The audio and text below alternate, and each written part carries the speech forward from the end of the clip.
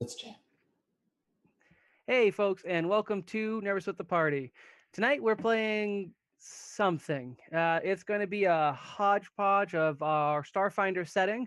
Hey, J-Man, Roll20 is all messed up. What? Just zoom in. It's going to be a hodgepodge of Paizo Starfinder, which is where we have our setting for our Mostly Harmful campaign, which we just wrapped up Season 2 last week. And then we're using a lot of rule sets from Pathfinder because Starfinder just doesn't have the years of content that Pathfinder has right now. I'm sure it'll get there eventually, but it's just not quite there. What that means is tonight's going to be a rules light, rules fast version of our game. It does, like I said, take place in our Starfinder universe. And if you've been following along, you do know the theme for tonight is magical girl, as in the anime genre. It's mostly anime, right? I guess you can find it elsewhere. This overlay totally did not get thrown together in 5 minutes today. It is a totally custom work. Yeah, I totally had nothing to do with it. Yeah, if you guys need to, for some backstory, just really briefly, last season in our Starfinder show, the party met a group of people called the Power Force. They were warriors of justice and pretty quickly dismantled by the party and maimed, injured, and one left in a perpetual coma thanks to a deck of many things. This is kind of a continuation of their story, and we'll get to that in a bit. But if you wanted to catch up and see that backstory as to why this is happening, check out our YouTube at bit.ly/neveryoutube. All of our episodes, as of last week's final episode for season 2, are live. They're not all quite on our audio. That's still a couple episodes behind, but we're catching up. I don't think this arc will be on our audio, so this is a YouTube Twitch special. You're welcome, and I'm sorry. I'm going to let the players introduce themselves. We will go in the traditional clockwise order, and we'll figure it out when we get there, I guess. My name is Dustin. I also go by the Arbitrary Nerd, and I am the GM for this evening and most evenings. Hello, my name is Nick, and I'm not playing Dren today. I'm playing my magical girl, or soon-to-be magical girl, Willow, and I'm not sure how much information I should give, so I'm going to leave it at that. Character name, your name, and we'll be fine with the introductions as they go in the story, so don't worry about it. All right. On to Patrick. I play Reich Orn, a very symmetrical captain of the Incision. No, my name is Adam. I am also known as BR on the chat, and I am playing Krala tonight. We did basically upgrade Patrick, and I think it's an improvement. It's a big upgrade. Michael will be as loud as he usually is tonight. And Chris, please introduce yourself. I'm Chris, and I'm playing Sonia Reginald Days. I'm not sure Chris has ever seen a magical girl anime, so we're just going to let him do him. And I'm Justin. I play Just Stacy Oakheart. I think that's the name I'm going with. Yeah, okay. That's the name I'm going with. Okay. And all Justin watches are magical girl shows. So that's actually true. I mean, it's actually 100% true. I mean, not all I watch. I watch a bit, but, you know. Oh, sorry. He also reads the visual novels. By the way, go watch Symphogear because it's really good. We were talking about what to do in the season break between season 2 and season 3, which we didn't want to be for very long. And everyone in the chat at the time for that after party, which is a little bit of content that happens after all of our streams around 10:30 every Tuesday night, we got to talking, and they had liked the Power Force enough that they wanted to see more of their stories, and in like quick succession, like 17 good ideas got thrown at me, like a Power Force origin story or what comes next for the Power Force. And then somehow it quickly got turned into changing to magical girls, because we already have Power Rangers and Ginyu Force kind of riffed on there, and we decided to add Sailor Moon. So that's where we're at tonight. Do you guys have any announcements or anything you guys wanted to cover? I would like to announce that season 2 is officially over.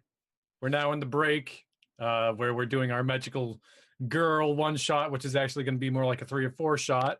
free shot. Patrick's back, so we have to. Patrick absolutely refused in his contract to do Magical Girl. Just so you guys want to know, if you want to yell at him at Rach Oren on Twitter, please do. So did Mike. So I mean, if you can yell at him True. on Twitter, I don't know. Well, yeah, no. As soon as we mentioned it, Mike noped out. Like I think he X'd out Zoom. He's like, nope, I'm done. Yeah, actually, I think the direct quote That was the most- nope, and to confirm, click on Yeah. well, I did. He knew I was going to ask him to emote a little bit more, and Zero fits him really well. I'm not sure a magical transformative princess is going to be. Dustin, did you end up watching the skitter shot? Because Mike did a pretty great job emoting. I got halfway through the skitter shot. That was basically Hyper Michael. And Dead Aussie Gamer, we'll have to get you next time for the Magical Girl episode. You can be the renewed White Forcer White Scout when we bring them back for the Oh, that's perfect. the darker sailor character. I mean, we technically have an open window. We also do need a tuxedo mask stand-in that I haven't devised yet. So Yes, maybe we'll yes. get So touch we're going with the two. we'll have to figure out Australia time, but you're here now, so that's a good start. And yeah, all right. Any other announcements you guys wanted to cover? Nah, Nope. man. I'm good. Did we go over Patreon and whatnot? Yeah, about the after party. You can always watch it on Twitch if you're here. The first after party of the month will also wind up on our YouTube, which is going to be this one. So this one, if you guys want to check out what the after party looks like after, you can definitely find that. And otherwise, all the other after parties are available if you are part of our Patreon, which you can find over at bit.ly/neverpatreon. Yeah, you guys are already got a lot of support for the show, and we really appreciate it. As we get more people on there, we'll definitely be producing more content. I do need to write up the Blitzer Ball rules and kind of publish them, and I need to update the wallpapers we have on there with the actual new character art. I just finally tried to update our iTunes art, so we can see how well I'm doing with the art piece. All right, getting into it. We are in, as I said, our Starfinder verse.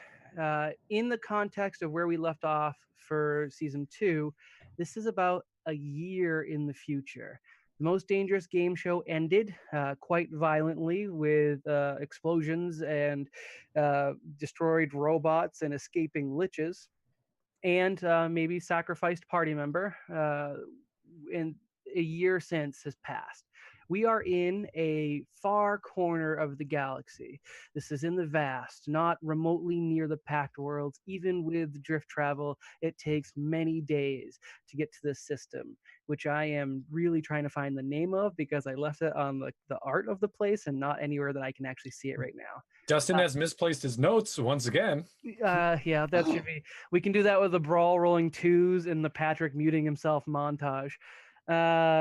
The system that we are following now, or we're entering now, is the Magna Malaria system.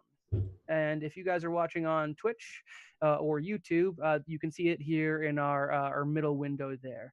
It is a system comprised of a large burning red sun surrounded by 4 major planets and one smaller, slightly less life-filled moon. The unique thing about this system is that these planets are all locked in rotation around the sun. They are equidistant and they are constantly moving at the same rate. The celestial bodies collectively are known by inhabitants of the system as the Great Wheel. We try to find a spot for the chat that doesn't look so well. I left it there. I No, can't. that's fine. You did fine. The Great Wheel, as I said before, is made up of 4 primary planets and 1 smaller moon. As we get to each player, I'm going to let them hosey which planet is theirs because we didn't choose this beforehand. They'll go through a little bit of the details of their planet and the kingdom that they're from. To give a little bit more details for these characters that we're following, though, each of these planets has a primary kingdom that oversees the planet's safety on a kind of a galaxy-wide level. Each planet has many kingdoms and many nations. This isn't a Star Wars style one for all for most of these. It is a lot of different civilizations comprised, but there's each planet has this one primary kingdom, and these are called the Unity Kingdoms.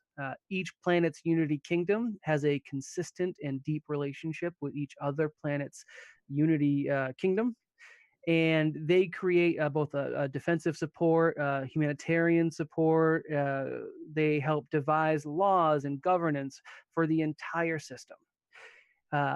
The players tonight are playing the teenage daughters of each of these kingdoms.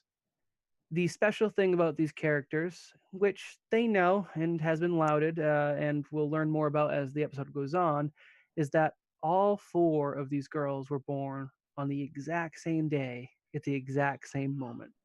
They were born on the last minute of the under the sign of the Great Wheel. Twinsies, or however many. Okay. Oh, all right. I didn't know that part. I didn't either. I actually didn't know any of that Me stuff. either. I hope all of us are 16 years old. You are all Actually, ironically. 16 years old. If you didn't know that now, before, you are now. That was the plan. None of you comes of age until your 18th birthday for true leadership of your planet, but that is what you are all being groomed for. You are known as the princesses of the wheel when spoken as a group, but otherwise your relationships with each other has been very limited. At social gatherings and functions where the Unity Kingdoms are present, you have maybe interacted with each other. I will let you guys decide how much or how friendly you are in terms of that. But you aren't required to be friendly or no. You could be very distant and as your character fits. I haven't pre-designed these characters. I'll let you guys go with them, and I'm going to support that. But you guys are the princesses of the wheel, and you guys are in, again, the system name, because I keep forgetting it. I want one of you guys to remember, is the Magna Malarius system.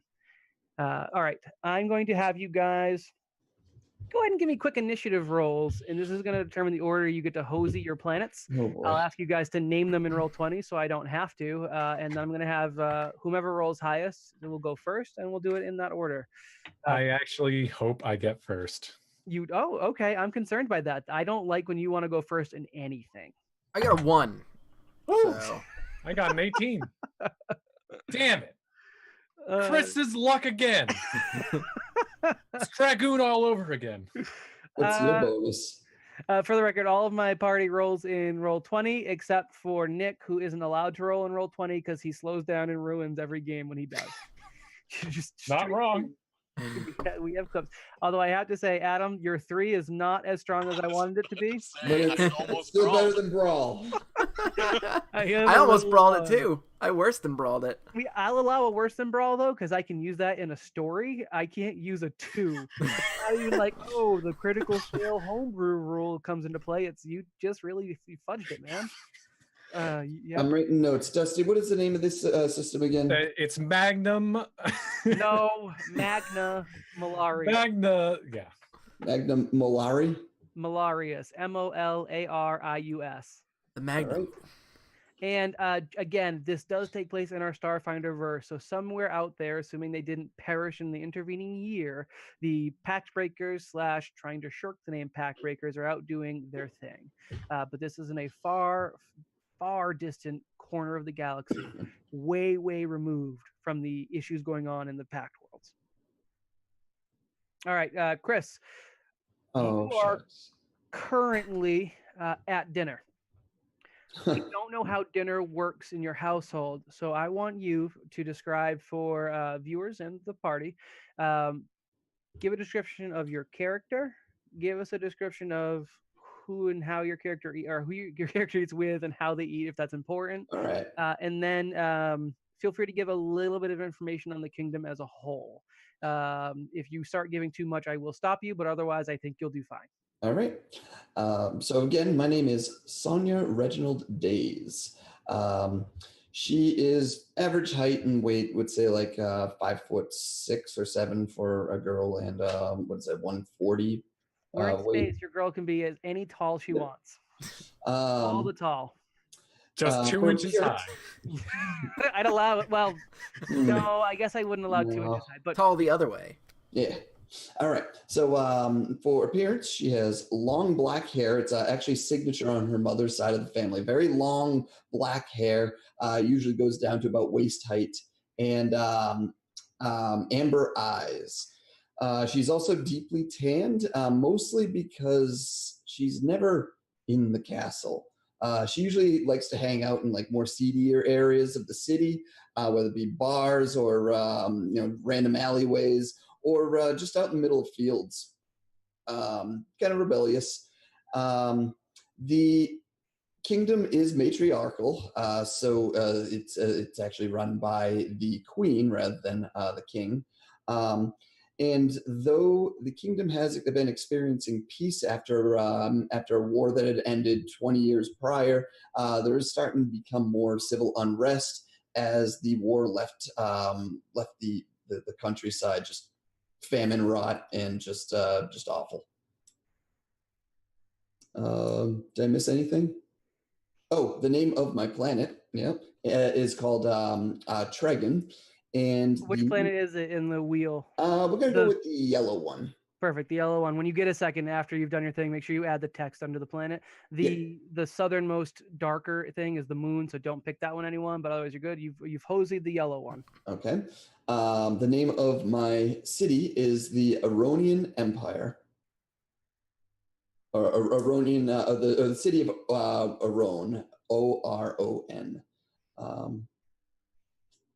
Yeah, I think that is. Oh, and clearly by my looks, sobriety is very much something she's not accustomed to. Again, why I'm very confused about Chris's relationship with the magical girl genre. Maybe my limited knowledge is like, I guess, stuck to Sailor Moon, which is way more PC than Chris's whole situation. But that's cool. Did you talk about your family? By magical girl, I'm actually your channeling, dinner setting.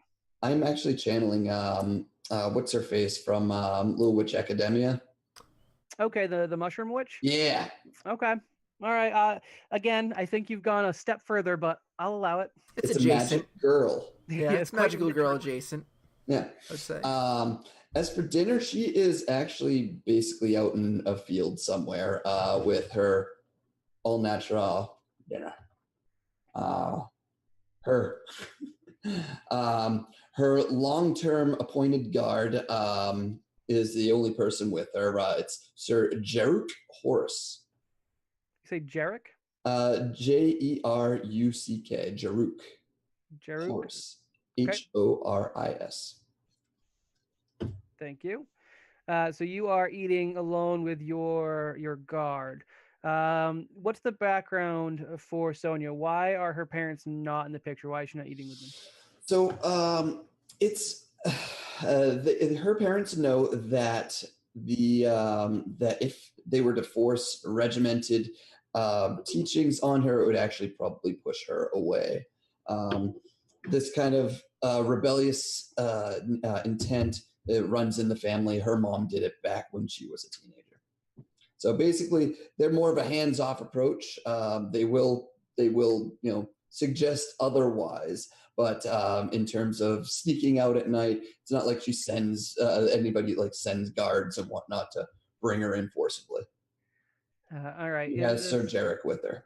In the galaxy-wide Twitter, which we'll call the Magna Blast, basically this is hashtag worst princess ever, and that's kind of how it rolls. I appreciate it though. Okay, so you are sitting down to dinner with Sir Jarek. Now, Jarek is called by first name or last name? A first name. Okay, so Sir Jarek is kind of watching Sonia out of the corner of his eye, being aware, not overly worried, but trying to keep an eye on the situation, but also constantly kind of looking back and seeing, what exactly are you doing? Oh, did you not see me in my photo? I did miss it. Is it He's just not the fact doing that you're what- smoking? Yeah. Okay, so your dinner is My dinner is leaves. Yeah, we'll just say leaves. Okay, vegetarian then. It's Okay. very vegetarian. Sir Jarek, kind of clears his throat. uh, my lady, is there any chance you've opened your mail today? No, Sir Jarek. Am I expected something, man? That hurt.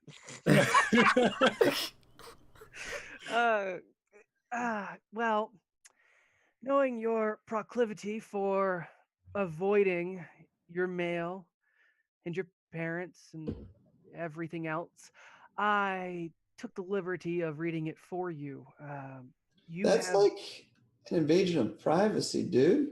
yes, every single time you say this, yes, indeed, accurate. I just wanted to remind you that you were invited to the gala tonight for the Unity Kingdoms. It's going to be in the Central Dome. Oh God, not Central Dome. I'm not doing that again. Uh, in the Central Space Station. We do have an estimated trip time. We should probably be going if you are finished with your dinner. I could take it with me on the road. I would vastly prefer it if you did not. Begrudgingly, she sits up, kind of stamps out her leaves, and all right, well, let's do it. I don't know. He escorts you out of your dining room, which is, I'm assuming, rather large and filled with only the two of you. And as you exit the building and head towards the family's private spaceport, he does kind of look over at you again, and he says, "Lady Sonia, do you have any idea what the special honor your father mentioned you would be receiving tonight? You seemed disinterested when he brought it up." Oh, I don't remember. Okay.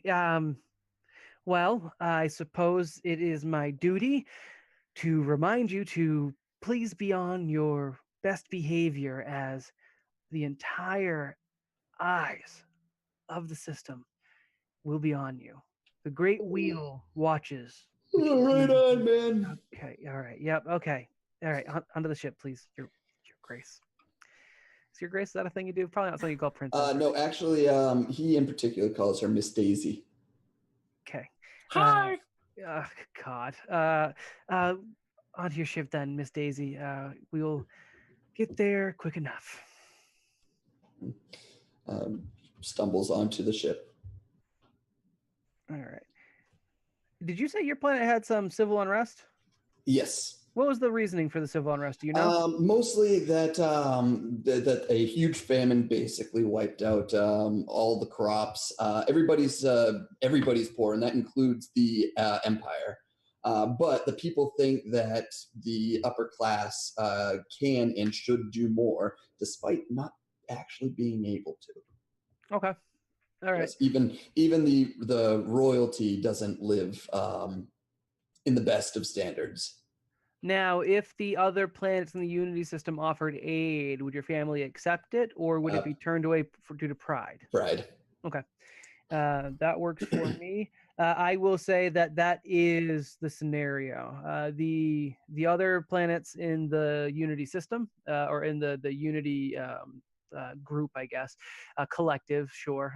They would have offered humanitarian aid to your They planet. probably have. Yeah, I would say that they did, and your family absolutely turned it down out of pride. And I will say that's probably reflected planet wide.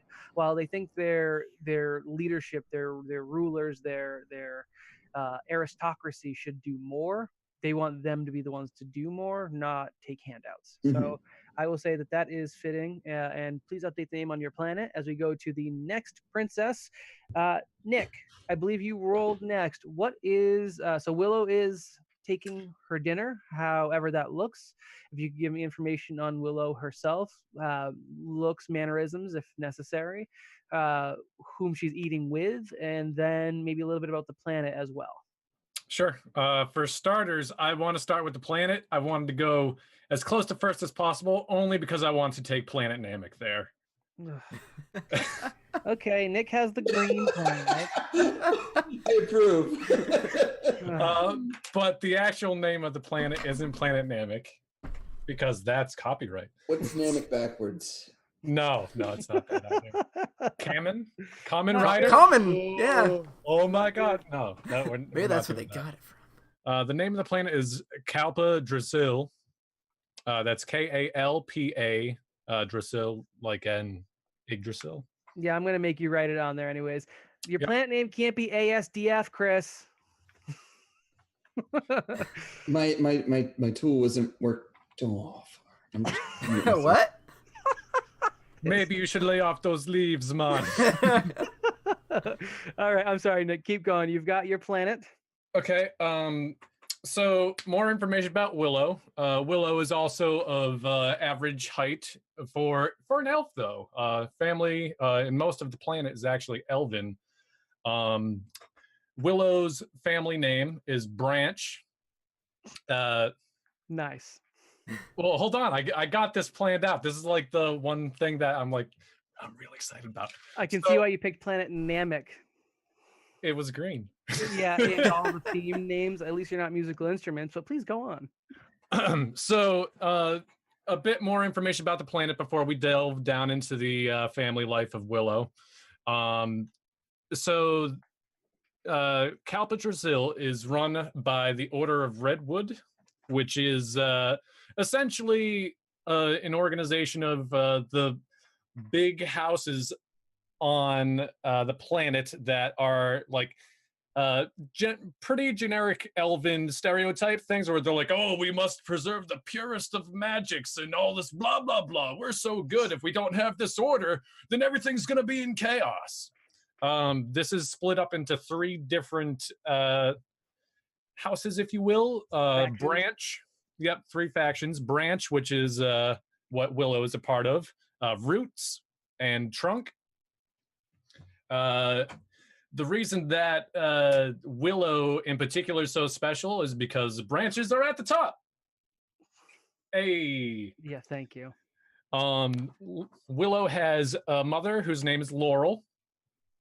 Has an older brother named Cypress and a younger brother named Birch. Laurel is essentially the queen, and she's trying to mold her 3 children to be the best that they can be at representing the planet.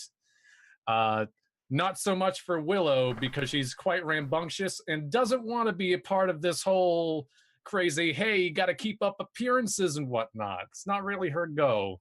She has black hair, which is a bit uncommon for elves, but her older brother Cypress is pretty much, hey, I'm like the best in the family. I'm the one who's ready to like lead this nation after mother goes. I've done everything right in my life. Whereas Willow, being the second born, is not that. She doesn't want anything to do with it. She'd rather go do her own thing. She's a free spirit.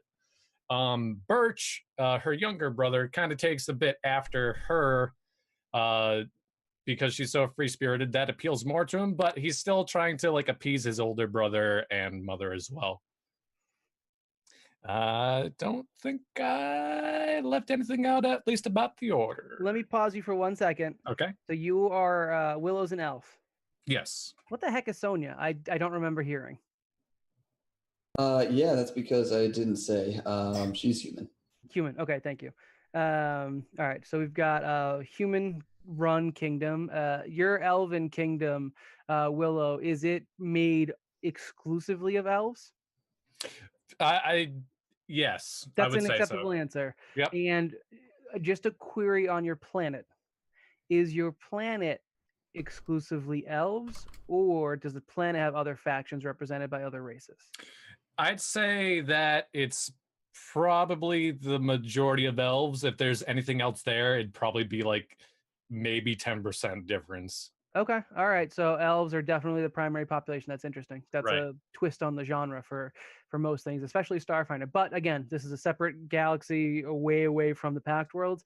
There is totally fine to be a planet full of elves. The elves in the Pact Worlds are xenophobic. That does not have to translate to your elves here. Right. These To are elves of planet name I've forgotten, but you will totally write on the map later. Yep.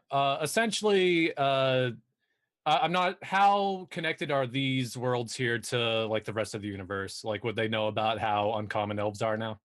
Probably not. Okay. I'm not saying they're not aware of the Pact Worlds, but they are very self-sufficient and have very little use for the Pact Worlds. And as of this time, the trade goods out of this system are extremely limited. They do exist; they're a known entity, but it would be like very much considered a backwater edge of the galaxy. You come here if you want to hang out with some huts or avoid a droid army for taxes evasion or some shit. I don't know. You don't really hang here on the regs. Right. So that kind of plays into the entirety of like why the planet is structured the way it is with the Order of Redwood. Basically, they're like, we need to preserve like ourselves, otherwise we risk changing and losing like tradition. Perfect. Okay, that works for me. Now, can you talk about dinner? Yep, dinner. So this would be more of a large affair, Great Hall style. But with the heads of each of the orders, I really only wrote down Willow's mother, but Willow's entire family is in attendance. She would be eating alongside her older brother and her younger brother at a table.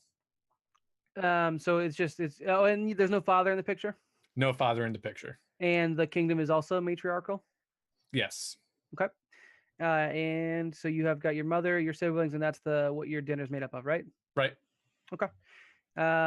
In terms of your relationship with your family, what does this scene look like?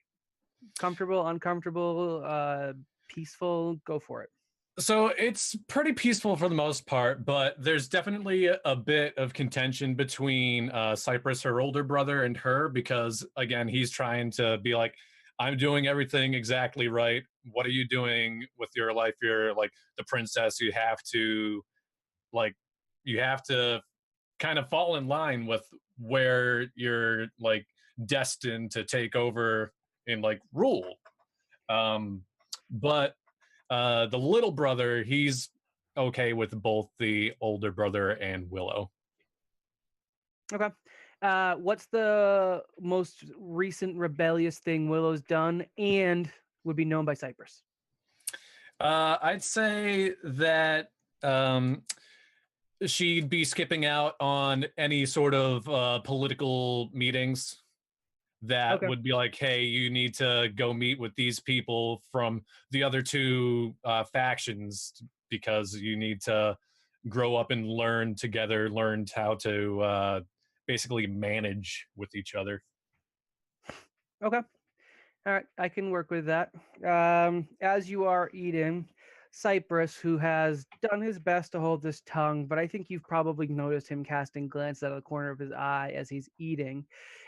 He does eventually put down his, I'm assuming, wooden utensils, and looks up at you, and he says, "Are you truly not going to say anything? Nothing. There's nothing to talk about. You're going to You wanna ignore go? the fact that you missed the Ironwood Council meeting this morning? You completely omitted attendance.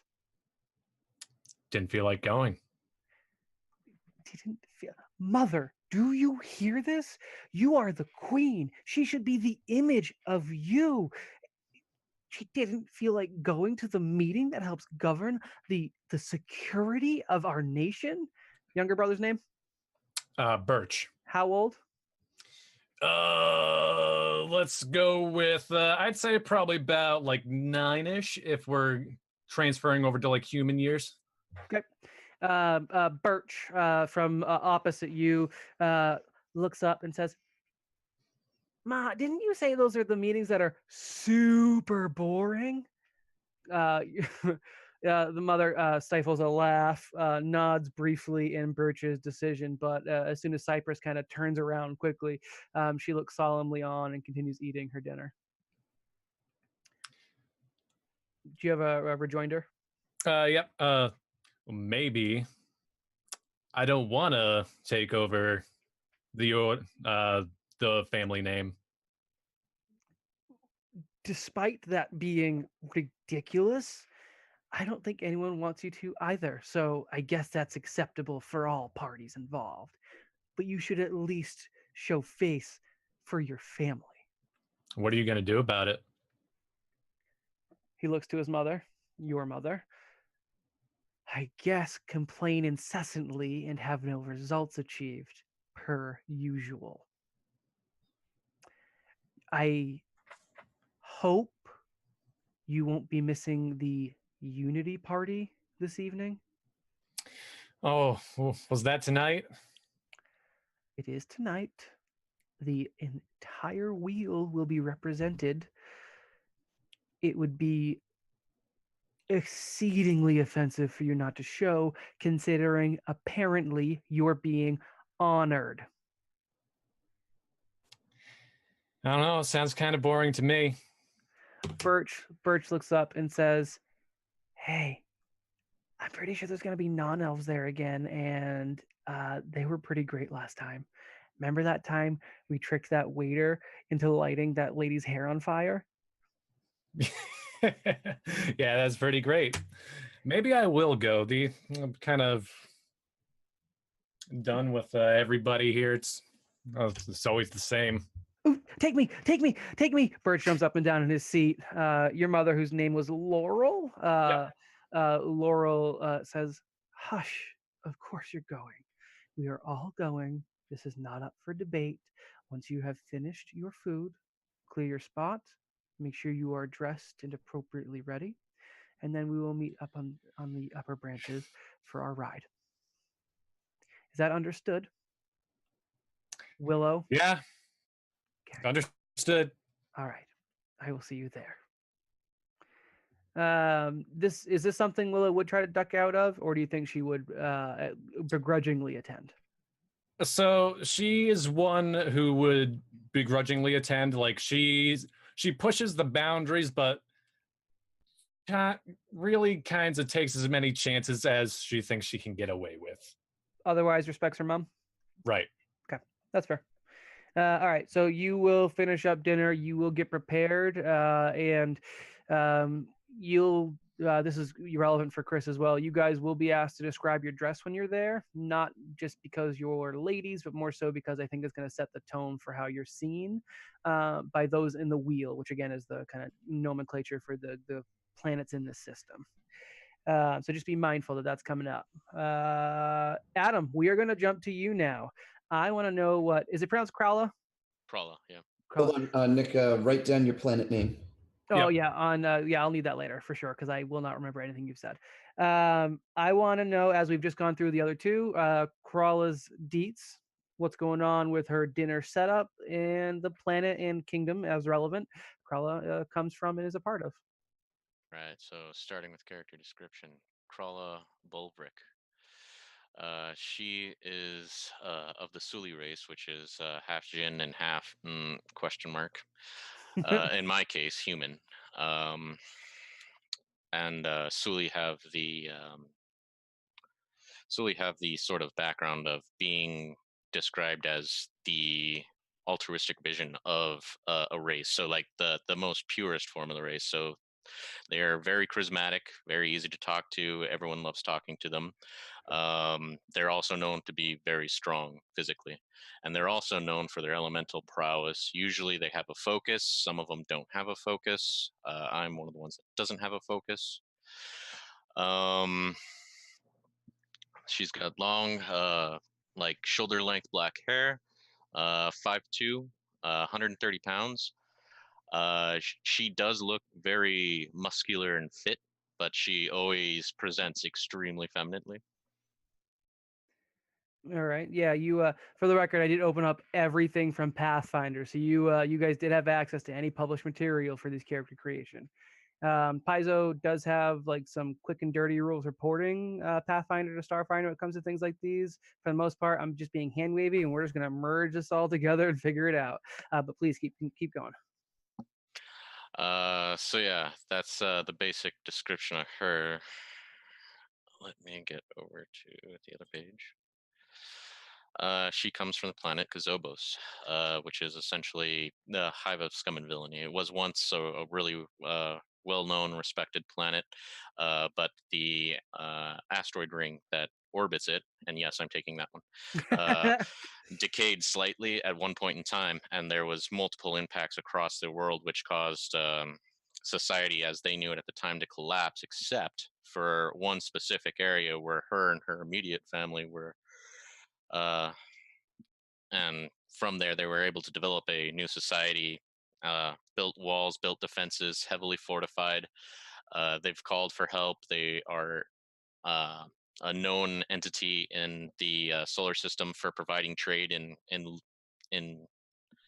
in trade for help and assistance with the threats that they have outside their walls, which seem to be never ending. It's everyone who was left to go mad for after the Armageddon that happened. So, yeah, the kingdom is called Agrilid, and it is ruled by a council of 4. She is going to dinner with her family specifically first tonight because she was just appointed a new position of adjudicator, which is a special position for the council to break ties because it's an even number, and also do limited oversight into any sort of overstepping of bounds between the 4 power bases within her society. So that's where it starts off with her family. She's currently sitting across from the king, Aglor, Bulvric, and his wife, referred to as Lady Bosch. Um, they're having a pleasant conversation up into the point where probably Coin comes in. And I don't know if you want to role play that or if you want me to just describe a quick scene real quick of what happens. Yeah, let Hold me. on camera stuff. Yep. Oh, man. Justin, your camera view reset, so I need to stop my video. Do I need to do anything? Then Adam, stop your video real quick. Yeah. I don't know how it reset. It's on. My phone is very hot, but Oh, that's probably why. that's all right. All right, So you just so come you guys back, know, Adam. we Okay. have some video shenanigans due to being There we go. one Cool. player less than normal, but I didn't want to spend time making a brand new overlay. I just changed some color schemes and added butterflies.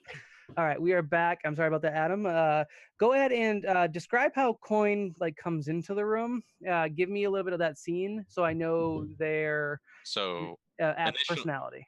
yeah. So initially in the scene, it's actually a very pleasant dinner between her and her parents. They're celebrating her new appointment, to which Coin bursts into the room rather angry, saying that he does not approve of the appointment at all. And Krala reminds him that he currently is not in a position to do that, despite him also being a high member of the current political system. He is not currently one of the council. And she reminds him of that, and he begrudgingly accepts it and eventually is cowed from leaving the area after he so rudely barged in on their dinner. Okay. So there's tension with the brother. Is brother older or younger? A little older or younger, yeah. Younger? Okay. About how old? Um, Actually, that's a good point. No, he would have to be older. I'll allow you to. Yeah, and nah, it just doesn't make sense for such a young council member. So let's go 23. 23. Okay, so Yep. all right, a bit older. And so as and is it coin like money? Koin. Koin. Okay, more or less the same. As he's kind of sullenly reminded of his lack of position despite his 16-year-old sister taking on the position of adjudicator, he does say, all of this, and she gets honored at the event tonight? I just don't understand. I At this point, I welcome another apocalypse. There, I said it. And he stomps out of the room, leaving your parents maybe a little miffed by his sudden departure in blatant rudeness. I have to assume the apocalypse is something not spoken of lightly on Right. your planet, being that it has, despite humanitarian aid, decimated many lives. Right. The event happened so quickly that it wasn't an issue of saving, it was an issue of picking through the rubble to see what's left. And since then, even through this otherwise unified system, I would say that your planet, most of all, gets the most support militarily, or no, I said that right, militarily from the other planets, which is useful to know, although not necessarily a concern. Your parents, King Aglor specifically, puffs up his chest a little bit and he says, "That is right. You are being honored tonight. Did you have any questions about this? This is the first I'm hearing of it. Can you elaborate? Right, yes, I wish your brother would keep his fat mouth shut sometimes. I'm gonna let your mother take this one." And the Lady Bosch looks askance at her husband and says, "What your father is trying to avoid saying is that we're not otherwise sure exactly what honor you're receiving, although we do know that the other princesses of the wheel, your friends Willow, Sonia, Just Stacy, will all be there and also being honored. We assume it is mostly a formality to help boost spirits, and your father and I agree that that would be something we could greatly use here." I concur. It could work for us politically. We know some of the other princesses are challenging. We just hope you present your best self, which is all we have ever wanted for you. And I will do that. I will make you proud. All right. After you finished eating, we've had some clothing prepared for you. Um, Please wear it and just do your best. We will be attending, but only briefly. We will leave as soon as the honor has been awarded. We don't want to be away for too long. Your brother has decided to stay behind to watch over things while we are gone. I wonder if Sonia will try to smoke Willow again. Your father. I don't even want to know. I'm going to go get ready. I will see you there, dear. Um, Congratulations again. Thank you, Adjudicator, Father. on top of everything else, is a high honor, and we are very proud. All right. I'm going to assume that we get there no problem with Krala. You have access to space travel. I don't know how frequent it is on your planet, but at the very least, the royal family, I'm assuming, has some sort of access. It's always considered an honor because they have to lower the shield in order for it, and that's kind of a big deal in their society. Like, to lower your shield for someone is a sign of respect. Okay. All right. I like it. And obviously, for clarity points, these planets aren't constantly in touch. They happen to be in the same system, but otherwise it's a really self-governed area. The Unity Kingdoms are supposed to be the representation of interplanetary support. They're the UN of the system. They're not the governing body. They're not like world police. UN is a way better way to think of it. All right, that wraps up our third planet. Going to the pink planet in the wheel. It looks pink to me. We are going to visit Princess Just AC, whose name is a name. And Justin, could I have you describe your princess? Hold on, hey BR, you want to update roll 20 with your planet name? Thank you. I literally don't know how to do that. Oh, all right. You know what? I'll take care of it. Just send me it Gotcha. in Discord or something. Give me the name of. Okay, sorry. Give me the setup for dinner. Your situation with whom you're eating. Also, a little bit about your planet and kingdom, as much as you feel is necessary, and will help us paint a picture. Okay, Just Stacy is from the planet Corner, from the kingdom of Warlthen. It is a verdant planet with a lot of really nice nice areas for farming and stuff, but it also is very savage. Her kingdom is beset upon on all sides by different groups of barbarians and savagery, people that just don't do well with others. But her kingdom is fairly well loved and known by the rest of the world or other planets possibly, for being sort of a bastion of, I guess, of justice in a way. Her whole family, she's got a lot of family members, but they're all dead. But they were known for really trying to help the people and keep the barbarians at bay, is what they've been doing. And so Just Stacy is kind of the last in her family, kind of being pressured, not really pressured, but and she actually accepts it a lot, but she wants to be this sort of champion for the people and wants to take up the mantle of her family name, and continue to help everybody. She is a short girl, about maybe like 5'2", 5'3" ish. Long blonde hair and pigtails. She is very much a tomboy and sort of like a Genki girl, I guess, if you're going with the anime aesthetics here. She is one that would wear shorts under her skirt. And right now she is sitting at dinner alone at a very, very long table, surrounded by a bunch of guards and servants, and everybody just kind of sitting there watching her, making sure that she doesn't die. Constantly 24/7. Yep. Did you give Just Stacy's race? Human. Okay. Yep. And I'm going to take one step back. Adam, for Kazobos, you said your family was Suli, the Dijin hybrids. The other races on Kazobos, Myriad Extremely and mixed. Okay. I kind of figured with the chaotic atmosphere. Back to Just Stacy then, for your planet's name, which isn't on the Roll20 yet, so I don't know what it is because I already forgot. Oh, Corner. no, it's the one that you came up with. Worrelthen, right. Okay. Corner. Oh, no, Corner is the planet. I'm Yes. sorry. Worrelthen is the kingdom. Corner is the planet. Let's see. You're human. Are there other races represented on your planet? Yes, just your standard, mostly fantasy style races rather than like the alien races of Starfinder, I would imagine. Okay, all right. So like the barbarians would be like orcs and goblins and such for the most part. Maybe giants.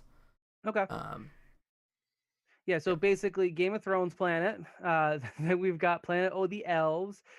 We've got for Sonia's planet, mostly humans, or how's that work? Like Justin's, it's gonna be very mixed. Okay, very mixed. Okay, all right. More towards fantasy or decent representation of races? I will say decent representation. I would say like your humans, your dwarves, your elves, maybe even like some of the other Starfinder ones like Isoki and whatnot. How's the taxation? Not represented. All right. Patrick comes back from vacation. Don't say that 3 times fast in a mirror. He'll appear. Taxes. Oh God. All right, Just Stacy, could you keep going? Oh no, you got through you. So you are eating basically alone.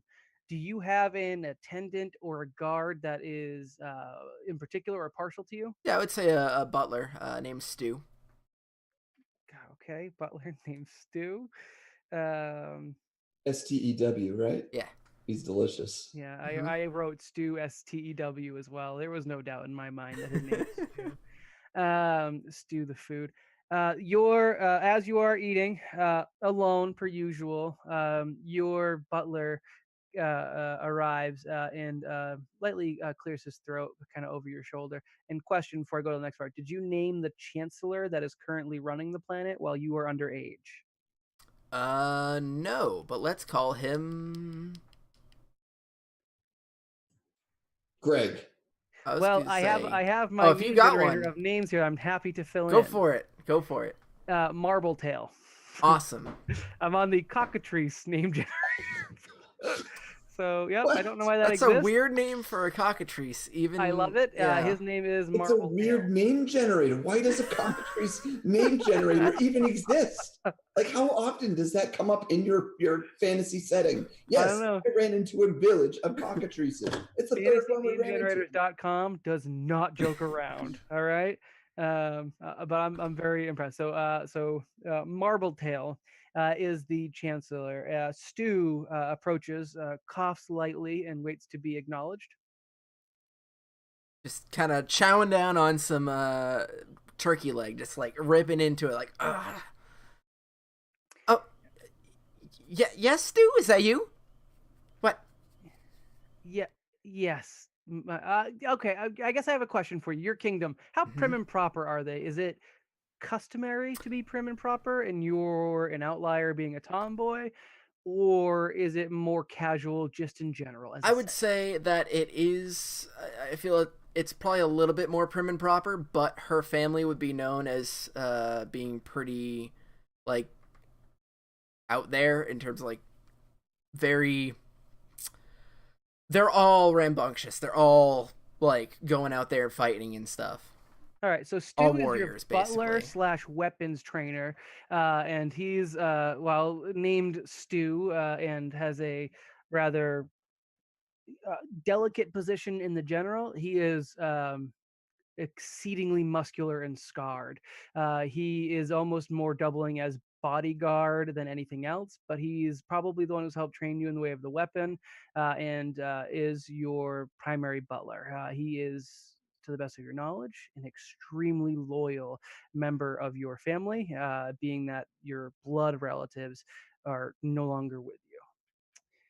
Stu, after finally getting your attention, yes, miss.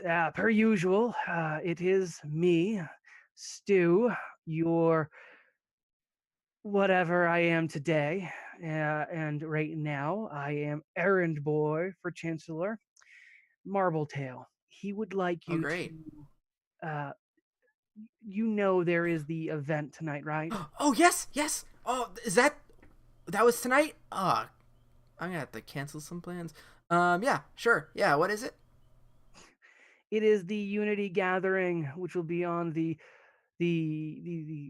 upper space station. If you could dress for the occasion, the Chancellor would appreciate it. Apparently, you are being honored in some capacity. I wouldn't get your hopes up. I'm assuming it's more to hold position, more so than anything else. Fanfare, loud noise, happy people, Ooh, rah rah. I like all those things. Yes, yeah, that's fine. I appreciate that very, very, very, very, very, very, very much. Could you maybe act the role of princess this evening? However, I know this isn't something I ask of you often, but I think the Chancellor expects you to make an ass of yourself again. I am always acting like a princess. Always. I don't know what he's talking about. Princess is supposed to be strong. A princess doesn't mean how you act represents princesses. We've been over this. Mm. Yes, that right there. We can't. No, thank you. No, thank you. But I come from a line of warriors, and I this is how it works. This is.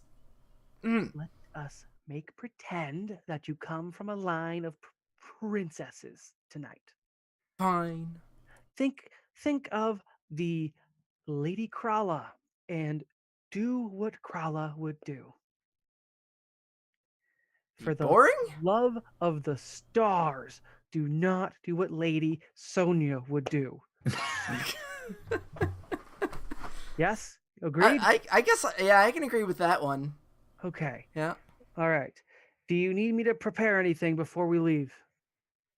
Give me another pair of shorts. They're comfy and easy to wear. I will Prepare them with your other dress garments in your room. Please come and get dressed when you are done eating. Make sure you are clean and your hair is kept appropriately styled. Thank you. I'd say this is appropriate. You have beef in your hair. Takes it out and eats it. Better. Thank you. Good stuff. Justin, I love you so much. Justin is a treasure. I must protect. Right. I'm gonna say that Stu takes that moment to leave, shaking his head, which is how you've only ever seen him exit a room, I'm going to assume. And he will be attending the event with you, but for the most part, your entourage is simply probably faceless guards at this point. I don't know how personable Just Stacy is, but they're not. It's a constant shuffling of guards. They don't want anyone to get too close because they fear assassination attempts, like bribing of the people that are close to you. They are out of anything, your kingdom is the most overzealous in protecting their princess because you are the heir apparent and you will be queen as soon as your 18th birthday falls, which will not happen for a little bit less than 2 years. All right. We have in only less than an hour. That was pretty good. We got through our setting here. Justin, please add the name of your planet to Roll20, just because I literally won't remember that I named it Corner with a Q. The moon we'll talk about in a bit, but as you guys are each brought in different shuttles, the style of your spaceship can be varied, and that's fine. Each planet probably has their own. I'm assuming Kazobos is probably either the only warship bringing a princess or the most rickety vehicle put together. I couldn't be sure how Kazobos would fall. Probably a warship. Warship, okay. Mine's a rickety. Yours Somebody is else add it? Moke issues for. What was that, Justin? Somebody else add the text because I can't. Yeah. So what I did was I held down the left mouse button, then That's typed it out. exactly what Really? I did. Okay. Yeah. Yeah. It was weird. I'm watching Twitch now. It just looks like Justin's having a. Well, that's why. I hit ASDF. I'm like, I'm trying to figure out how the text was working. Yeah, whatever. Oh, okay. And I called you out on it like a jerk. Well, I appreciate it. And thank you all for capitalizing your planets. If not, I would have had to kick you off stream. Adam, I'm sorry you didn't know that rule beforehand, and I think That's okay. Chris did it. I took care of it for would him. have happened. Straight happened. Oh, hold on, I can change this. No, please don't. All right. Just goes to show, don't watch the show because we won't treat you kindly. Does somebody want to put the name of the system on the sun? And it is Magna Malarius. I gotcha. Thank you. This is a setting that will likely exist going forward. It may come into play with our Starfinder show at home, Mostly Harmful being our separate. We're tentatively naming this arc. It's not tentative, it's done. Power Scouts. But I just wanted to get that out of the way. These things may appear later, even if they're not around our princesses or the Power Scouts. The planet Kazobos might get name dropped, or Cornerians might show up. Oh God, we're getting real close to Dragon Age there, aren't we? So these are just different things that will come in later, and it's a further homebrew section of the universe that separates from the general Paizo Starfinder. All right. The upper space station, or I think we said upper space station. I changed its name twice. Is so all of the planets are, as I said, kind of locked around this rotation around the sun. There are two defense space stations. Again, they're outward defenses. They're not worrying about the planets themselves. One set, what would be, so they're all, again, they're even on the same plane as they rotate around, the same exact structure. It's uncanny how uniform this is. It definitely looks more designed than happened by accidental happenstance. The planets did create two Unity stations. The upper station resides what was, you guys have all agreed, is above the sun, the north pole of the sun, well away from the sun's heat or anything. It's just where it is located within the galaxy proper. And then there is the lower defense station, which is the southern pole. It almost enhances the wheel-like effect of the when you look at the system as a whole. These stations are conglomerate in terms of the machines used to make them, the technology put into this. Every planet, every Unity planet has a stake on these stations, and again, they are used for defense. They are used for major gatherings. They are used for big events where the entire system should be represented. There is a yearly ball that does happen. That's a very prestigious event. It would happen at one of these two stations. It alternates. There's no functional difference between the two stations. There's just two of them. So the moon, that doesn't orbit a planet. It also orbits the sun. Yeah, they consider it a moon because of its size. Okay. They have not, this is some politics, but they haven't decided if the moon is owned by Kalpadrasil or Kazobos. It's not severely contested. It's mostly whose moon is it, since it doesn't orbit any of them. I'll actually give this to you guys. It's coming up anyways. It's almost a sign of disrespect. The planet is small. It has very little resources and a relatively small population. It is more barren rock than anything else. A lot of the civilization is actually found underneath the planet's surface, and they are often seen as a bit of the outcast, or at least outside the circle a bit. They have no governance in the Unity Kingdoms, which is a bit of a point of contention, and it'll come up in a bit. As you all arrive at this space station, which looks like just a large spire with a wheel shape in the middle. The wheel is connected solid. It's a large structure. There's a lot of room here for planet gatherings, and there would be thousands of people potentially at these events. This one's probably 1,000-ish for this event because it's a little bit more of a private gathering between your planets. I don't think every planet is equally represented. I don't imagine Kazobos has as many representatives. But if I had to guess, Kalpadrasil has more attendance than even the other planets, just because of how kind of unified they are. And Corner probably also similarly so. You don't have to be a member of the Unity Kingdoms to attend these events. You're basically sub-level to them, where the Unity Kingdoms are the upper elites. Do you guys have questions about the setting and anything before I go on to the next steps? That's actually useful. If you guys have any questions or things you'd like to know before we go on. Man. So I'd like to know a bit more about this particular gala. Is this that yearly event? No, this is not the yearly event, which is why it's a little bit different. And you ladies were specifically invited as you were the princesses of the wheel. Again, that's mostly an honorary title. It has no standing. But for some reason, you are being particularly called out for a special honor at this event where the Unity Kingdoms are asked to help celebrate. It's not clear who's hosting the event. Okay. The royal families are all represented as much as they can be. Fortunately, just Stacy is the primary representative, but the chancellor will attend as well. Marble Table will be there. I wrote Marble Table, which is why I'm having such a hard time with the name, and I just realized that's why I keep stopping. It's almost like it's a terrible name. It is a terrible name, but that's what it is. Goddamn cockatrice. I don't know who else has a terrible name. I mean, like, who else would come up with one? Chris. Oh. Just in general. All right.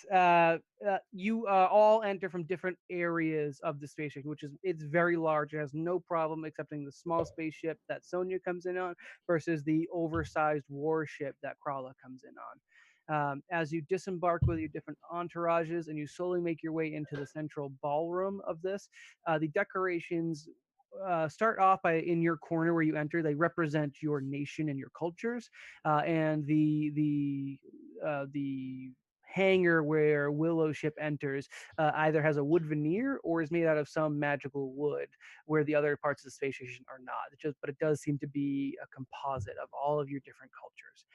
When you get into the ballroom, it is decorated in a way that you have not seen yet. The large space, already full of people and revelers of all kinds, seems to be set up a little bit more as a masquerade ball than you've seen before. Most of the galas will have themes, and masquerade isn't unheard of. This one's a little bit unusual because everything in the room is a shade of red. The floors have been redone with plush red carpet, or when given way to dance floor, bright crimson tiles. There are draperies hanging from the ceiling that are varying colors of red. The different foods being brought around by the red attired wait staff are red foods or foods dyed red abnormally. Uh, the whole room just takes on a red haze as you enter. The attendees, all, one and all, seem a little off put by this. For those who happen to dress in red, they maybe feel as if they have a little bit of edge on the competition. Most people do not dress in primarily red. You'll definitely get obviously red dresses, red suits, but your clothing does not have to match this attire. And when you enter the room, I'll have you describe yourself and how you interact with the room. But it is a just a swirling myriad of reds, ranging from dark blood red crimson to bright, almost neon tiered red colored tablecloths and things like that. Red upon red upon red. Now the color is red, but like how like expensive or extravagant does all of this look? Like all the I material. would say very extravagant, where the chandelier hanging down seems to be made out of just varying types of rubies and other precious stones from other planets that are red or crimson or carmine or what have you, and they shimmer and cast off different shades of red lights sparkling throughout the rooms. The food is some of the best you've seen. They definitely have done no expenses barred. There is a fountain of hopefully Kool-Aid like beverages Or sprouting wine? out from the end of Oh, wait. a food area. Um, the attire for the people running the event, like the wait staff and everything, is red, as I said, but they are also in like sweeping formal red gowns. This isn't like a red dress shirt and they're just running about. These are ornately dressed. And as I mentioned, masquerade, as folks are walked in, they are given handheld little masks that cover their face if they so choose. Some people are holding them up, getting into the event. Others are, just kind of gently holding them. Others have discarded them entirely. The wait staff all have faceless red, basically coverings. When asked, the coverings do go transparent. It's not they're not trying to hide identity, and you'll Okay. definitely see some people, especially from Kazobos. I think anyone there says mask, please, and they fade. It's still a red veneer, but you are able to see through the transparentness the faces. But it is only upon request.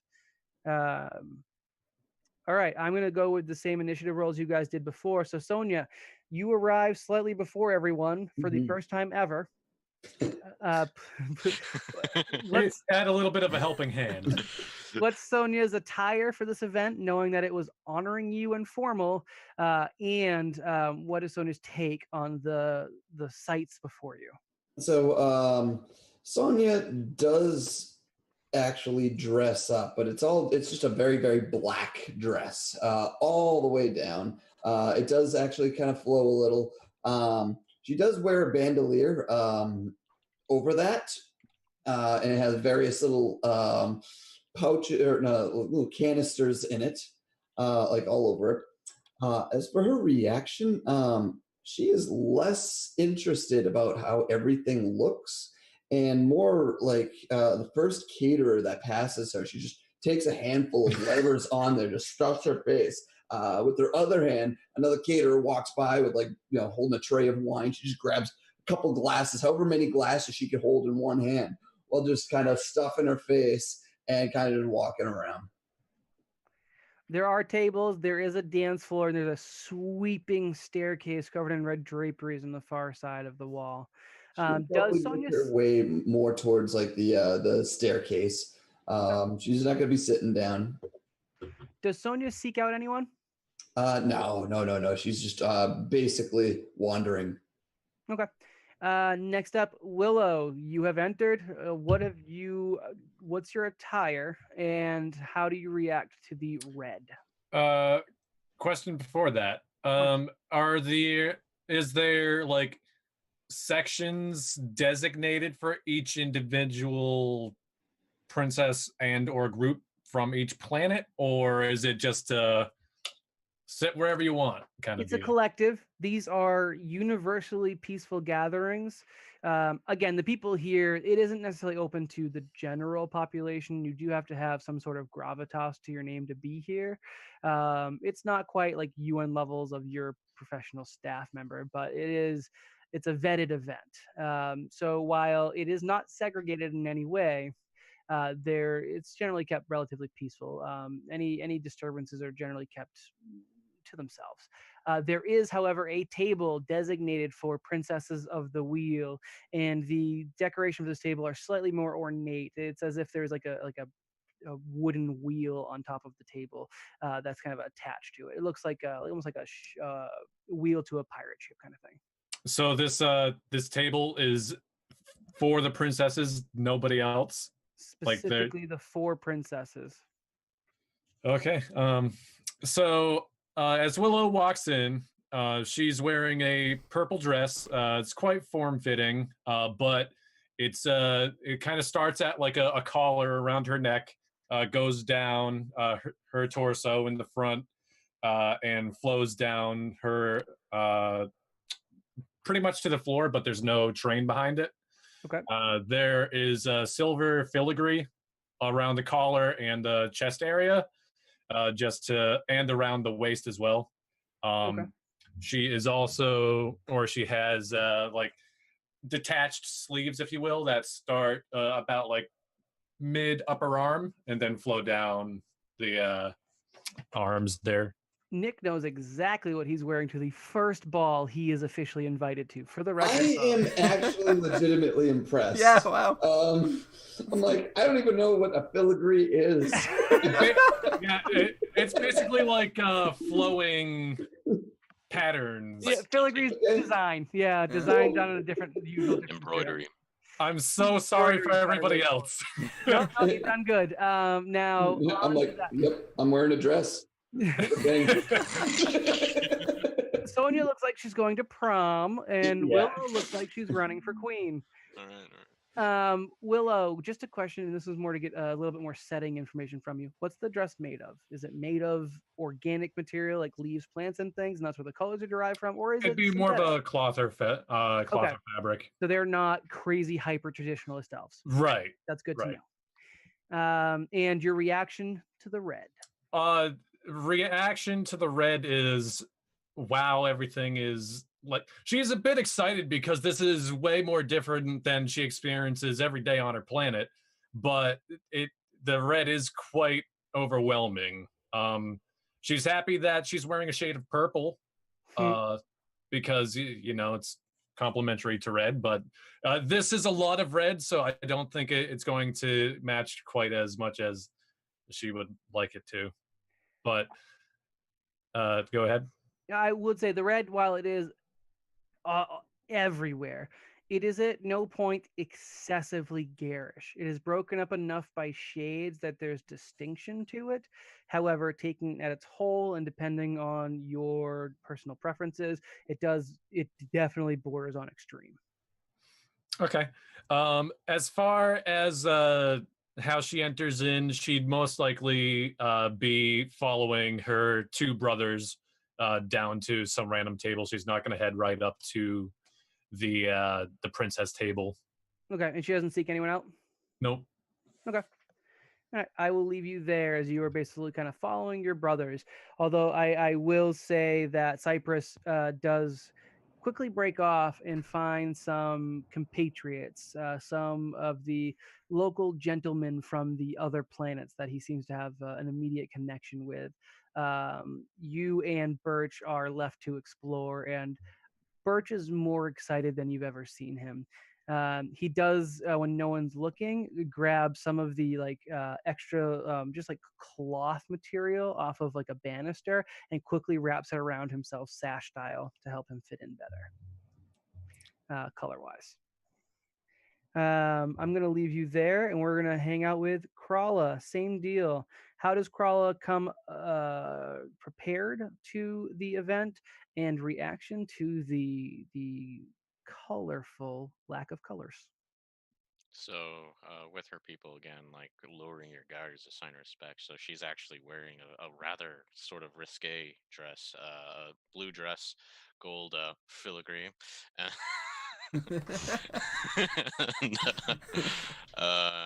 yeah, Screw you guys. of similar, of basic design, nothing like too ornate, but nothing like, nothing like what that- Sonya's wearing. yeah. Fancy is not the word Let's we'd just use. say Nick, you and I are no longer date night friends. dress. Okay, more date night. cocktail dress than Yeah. ball gown. There you go. Okay.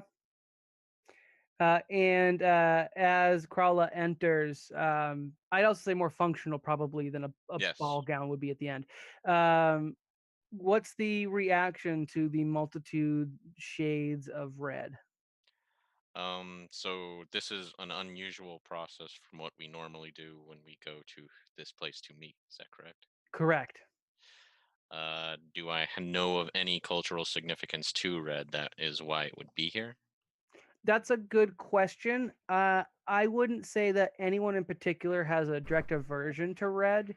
Out of all of the planets of Magna Malarius, Corner is the closest to red, being that it is like from viewed from atmosphere, it's shades of pinks and reds.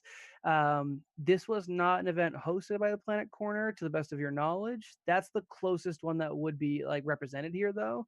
To your people, I don't know what would have come to signify the apocalypse, being that mostly I'm assuming flames from the Yeah. sky, so more orange would be a threatening color, I think, if I had to guess. Yeah, no, it's a pretty good assumption, and she's pretty taken aback by it, but she's more than willing to go along with it. This is Okay. supposed to be something greater than just a ball. I assume most of you bleed red, so there may be some connotations of blood, but that's not necessarily bad nor good. And again, it is tastefully done. There is no like egregiously disgusting art, or there's no like gaffs at like you're drinking blood for your beverage. These are all just like crimson martini, crimson cocktail, whatever. It's not done to be obnoxious. Right. So when I get there, I join Sonia at her table, taking her extra wine glass that she collected for me earlier. I do think Sonia is wandering the stairs, but I think Sonia would definitely have Oh. caught your eye because her black dress does stand out in the crowd. Most people try to show off more colors, and Sonia definitely does not. Apologies, I heard she was at the table. So she was avoiding the table, I think, was the actual. Yeah, I was avoiding Okay, it. my bad. No, that's fine. So yeah, I joined her. Sonia, any reaction as a glass is scooped from your hand? I kind of look over. Taking too much, I see. Again, I see. You want some? And holds up like a handful of food. Yeah, I take a little bit. All right. So we've got Krala and Sonia wandering a bit towards the sweeping staircase. Willow somewhat following her more rambunctious brother, who is going to quickly become bored and sit down. And any hijinks that Birch gets into, she's kind of helping him along with it. Okay. All right. So instead of being like a sash of red, you have now collected enough material that he is now a red mummy. Your mother, upon seeing this, quickly averts her gaze. And we move to Justacy entering the room. Justacy, how do you come dressed? And, God damn it, reaction to the multitude of, one color. The singular. All right, so Justacy comes in, probably not wearing exactly what her Stu? Yeah, what Stu really wanted her to. She's wearing sort of like a layered tunic, sort of. The dress kind of looks like a tunic in the top, but has a short skirt with it instead of a long, like gownish skirt, and maybe it's longer in the back. And if you were to look under, you would see that she is still wearing shorts. No one, for the record, looks under. Well, I mean, you can't really. It's not. Yeah, I mean, it's not like it's hiding shorts or anything. But It's not that kind of show, Justin. anyways, if you were to though, I'm just saying she got shorts on. A stiff breeze comes by. But it's what she's wearing is very functional, very like allows her to move. It's not constricting. It almost looks plain. It's blue and silver. Could it almost be mistaken for male formal attire on your planet? No, probably not. Okay, It's that's a good to bit know. it's a bit girlier, but yeah, like kind of like it's got like folds like in like a kimono would have, but it's without but without any sort of arms. It's short sleeved, or no sleeves, I guess. Okay. Yeah, so when she enters, she makes an immediate beeline to the food table and grabs as much as she can of the good-looking food there. Mostly and it meat. does look very nice. Yeah. And very red. Yeah, mostly meat. And looks around the room to see where the other princesses are because she doesn't really care about anybody else. And they're all going to be sitting together anyways. So she goes up to Sonia and Krala, I guess, because they are the two that are together. Yep. And just says, "Hey guys, this really red. It's reminds me of my father. I didn't have the power to save him. oh, Damn it." Sorry. Chill out, man, and holds out one of the wine glasses. I hold out my wine glass too. Ooh, I'll take that. Wait, we're 16. Wow. Yeah, I was gonna say. So our princesses currently smoke copious amounts of herb, drink underage, being that I told you guys you weren't of age until you hit 18 at least. Again, I'll allow planet variations on that. Yeah, and you're all apparently from starving kingdoms. Okay. Well, I wouldn't say that's, just we're all Stacy's not. helping each other out, and Yeah. we can't. That's probably the best description. All right. Nobody asking about my father? You guys know what happened to him? No. I actually. All right. What happened to your dad? Oh, it was, Krala visibly cringes. see, the thing is, the red reminds me of him because he died, and he went to fight a bunch of bandits in the north, and choked on an apple. I was powerless. I couldn't do anything to save him. Nothing. So he didn't really like them apples, huh? No, he didn't. Not really. Have you heard of green apples? Yeah, there's plenty of those. But this was a red. I heard it was red. Well, Okay. I heard it was red. I just imagine it being red, okay? Jeez. Anyways, this is fun. In your wanderings, Good to see you again, Just Stacy. Willow does eventually get brought across your paths, and Birch, seeing the collection of princesses, goes, "Moo!" You can't really hear it over the muffled of the cloth, and he kind of scampers off, leaving the four of you alone. So what are you three talking about? Oh, my dead dad! Yeah. It's quite a riveting story. Yeah, An apple of mysterious color may have. Well, apple a day, Yeah. I don't actually. I don't know what you're talking about. Yeah, me neither. Not sure all these idioms translate to sci-fi, but that's okay. Sure. Apple a day keeps the Blafargans away. Nice, I like it. Oh shit! I actually lit that on fire.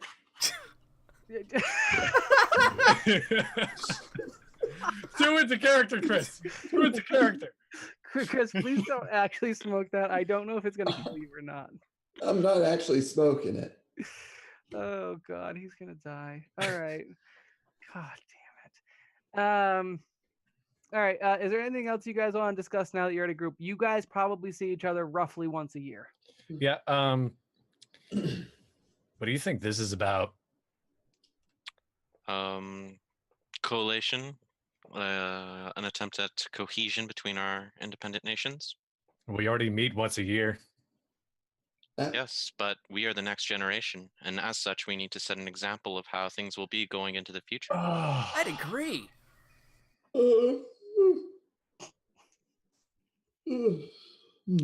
And Okay.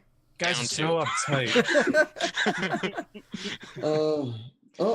I'm looking forward to the buffet. Oh, hell yeah. Um, Love but- that food. I Did you kinda- try? I Did you try point this? at- I point at Sonia's hands. Go. What is that? Oh, you want some? What is it? Well, I have 2 glasses of wine because somebody stole it and I gave one out to the other. So, you want another glass of wine? It's not really wine. It's sparkling grape juice. She just hasn't Uh, known yet. That's Before all right. I got my own. Opens up one of the pouches of the bandolier. It's actually a flask, and she got it. I stand corrected.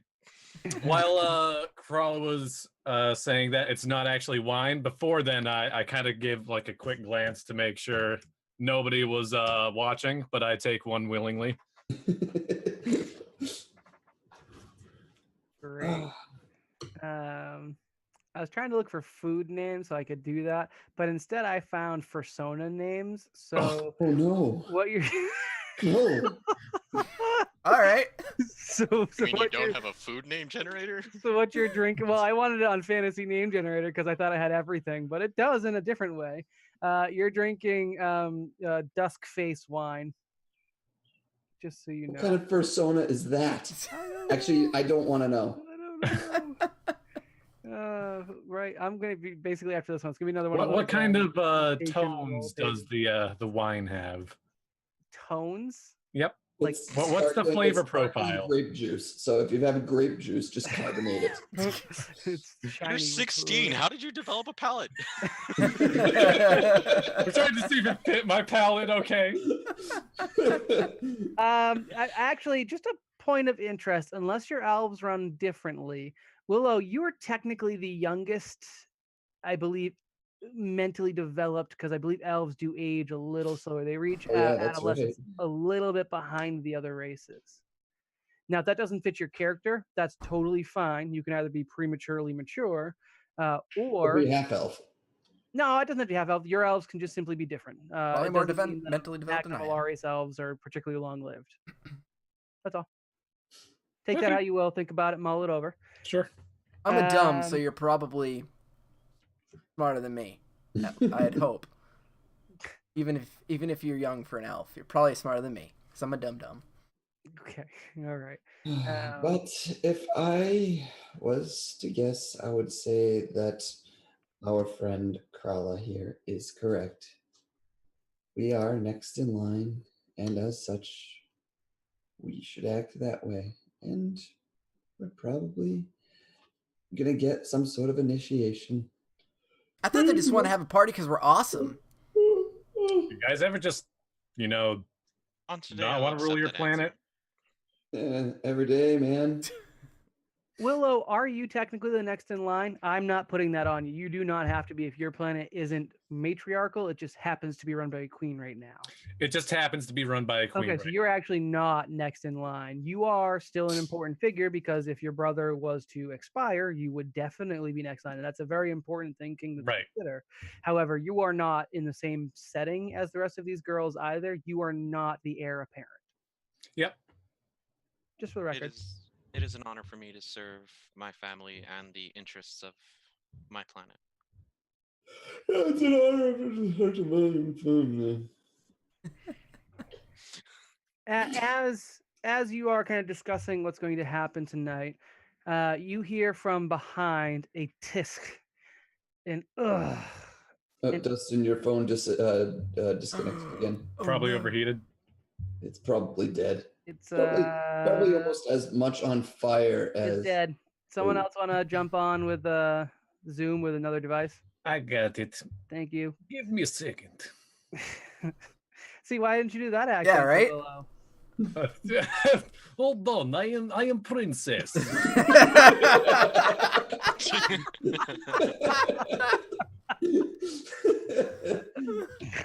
Oh, Nick, reroll your character. Nick, Oh, Nick, man. reroll your character. I think this will be the first time that a character has had to have a stroke to get re-rolled because I like I Am Princess way better. Duh, is princess. I'm not picking on Willow just yet. All right, now Who am I? Nick. Oh, you're in the wrong spot. You need to. Adam needs to stop his video real quick. Yeah, I can't see Adam anymore. He's disappeared from video. Let me go to Zoom. There we go. And Join up. Adam, come back. Takes a bit. Much better. All right, you will eventually spawn in your spot. You might have already. I can't see. I lost Zoom. There Yep, we go. All good. right. And so from behind you, you hear this just sounds of disgust. And as you turn to look, there is technically a fifth princess. The princess standing before you is Whisper Frost of the Frost family, which is the ruling family, as much as you consider it so, of the fifth heavenly body in your system, which literally was given the name the sun's moon. Dave, we're having some more camera fun stuff. Nope. Yeah, I'll let you guys figure that out. The moon has been more shorthand, just called fifth moon, and calling it fifth moon or the sun's moon are all acceptable terms. It doesn't get a traditional name. However, the kingdom that Whisper Frost's family is leading, or the leading family of, are called the Galandrons, and they consider that to be the planet Galandron.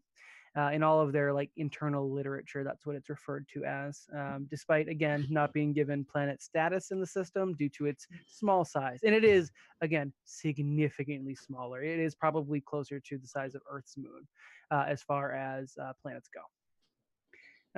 Do we know her? Yeah, you would have interacted with her at every single event because they are honorary members of the Unity Collective. They do not have a kingdom associated with the Unity Kingdoms, but they are a part of the system. So they're just, again, mostly there with honorary status. Whisper Frost is a drow, so a dark elf. These are elves that in this universe specifically, or in this section of the universe, grew up underground on this planet over generations. They became more accustomed to the dark. They do not carry the same traditions of drow in the greater Starfinder verse. Starfinder, like Pathfinder, and like most of your general fantasy, has drow as evil as a primary component to their nature. The drow of the Magna Malaria system are not evil. They might come off as bitter, disinherited, and come from a impoverished moon that is poor in every resource except mineral and metal goods. They don't have foodstuffs very much. They don't have much by way of livestock. They are, however, heavily into mining. They are made up of drow, dwarves, gnomes, basically any race that would traditionally live underground, you will find on Fifth Moon. Do we know Whisper? Yeah, Whisper's been to all the different events Okay. you guys see every year. Whisper 16 Frost. as well. She Whisper Frost. Whisper is her first name. Whisper is actually, and this is almost as if another slight to this planet entirely. Whisper was born literally 1 minute after all of you. You all were born in the last moment under the astrological sign of the Great Wheel. She was born technically by a minute under the sign of the burning sun. So Do people sorry, shoot. Do people normally do people interact with her adversely because of that? like between the other planets?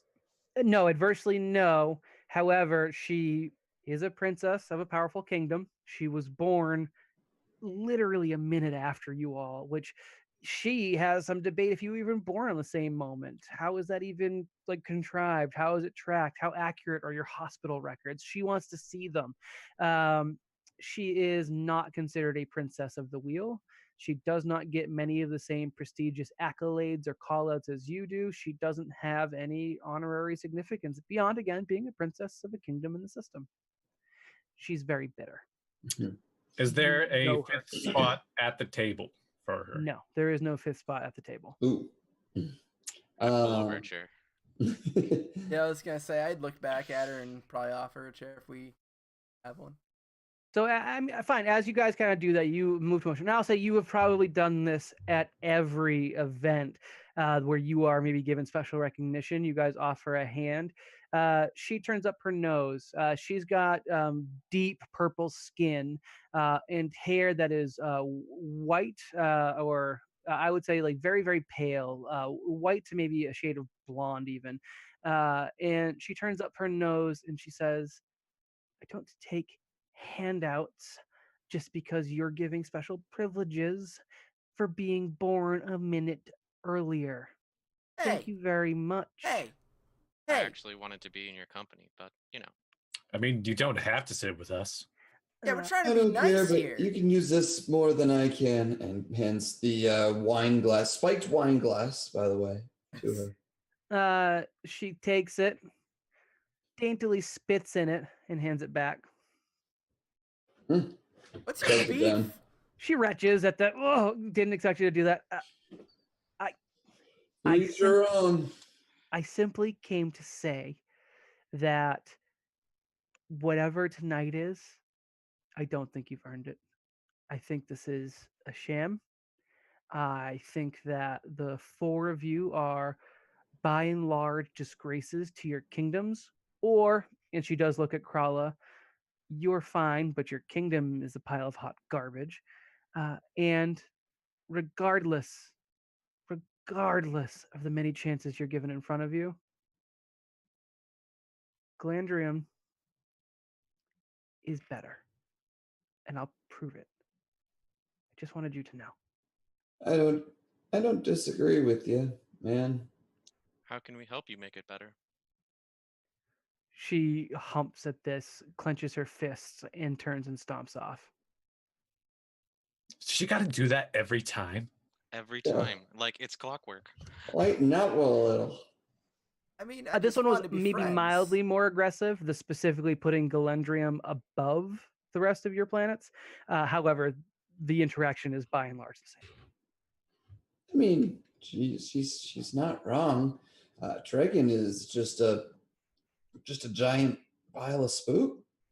I love my planet, kind of, most part. For all the Sonia, damages. O'Run from behind you happens to overhear this and says, Miss Daisy, I would ask. Jarek Oren is where I'm from. Oh, sorry, I have the names mixed up.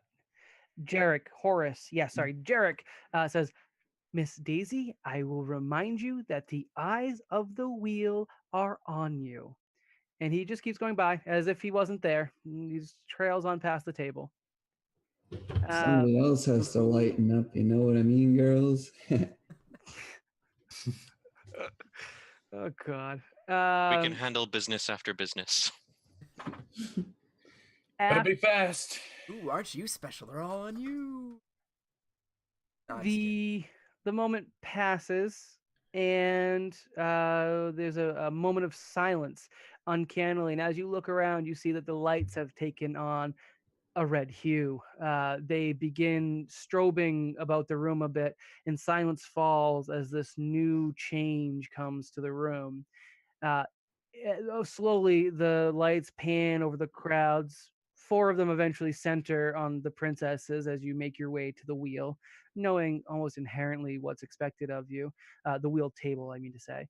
And then from there, all lights quickly pan over all 1, 2, 3, 4, 5, 6 from all over the room, focus at the top, or I should say the center of the stairs, the sweeping set of stairs in the far wall.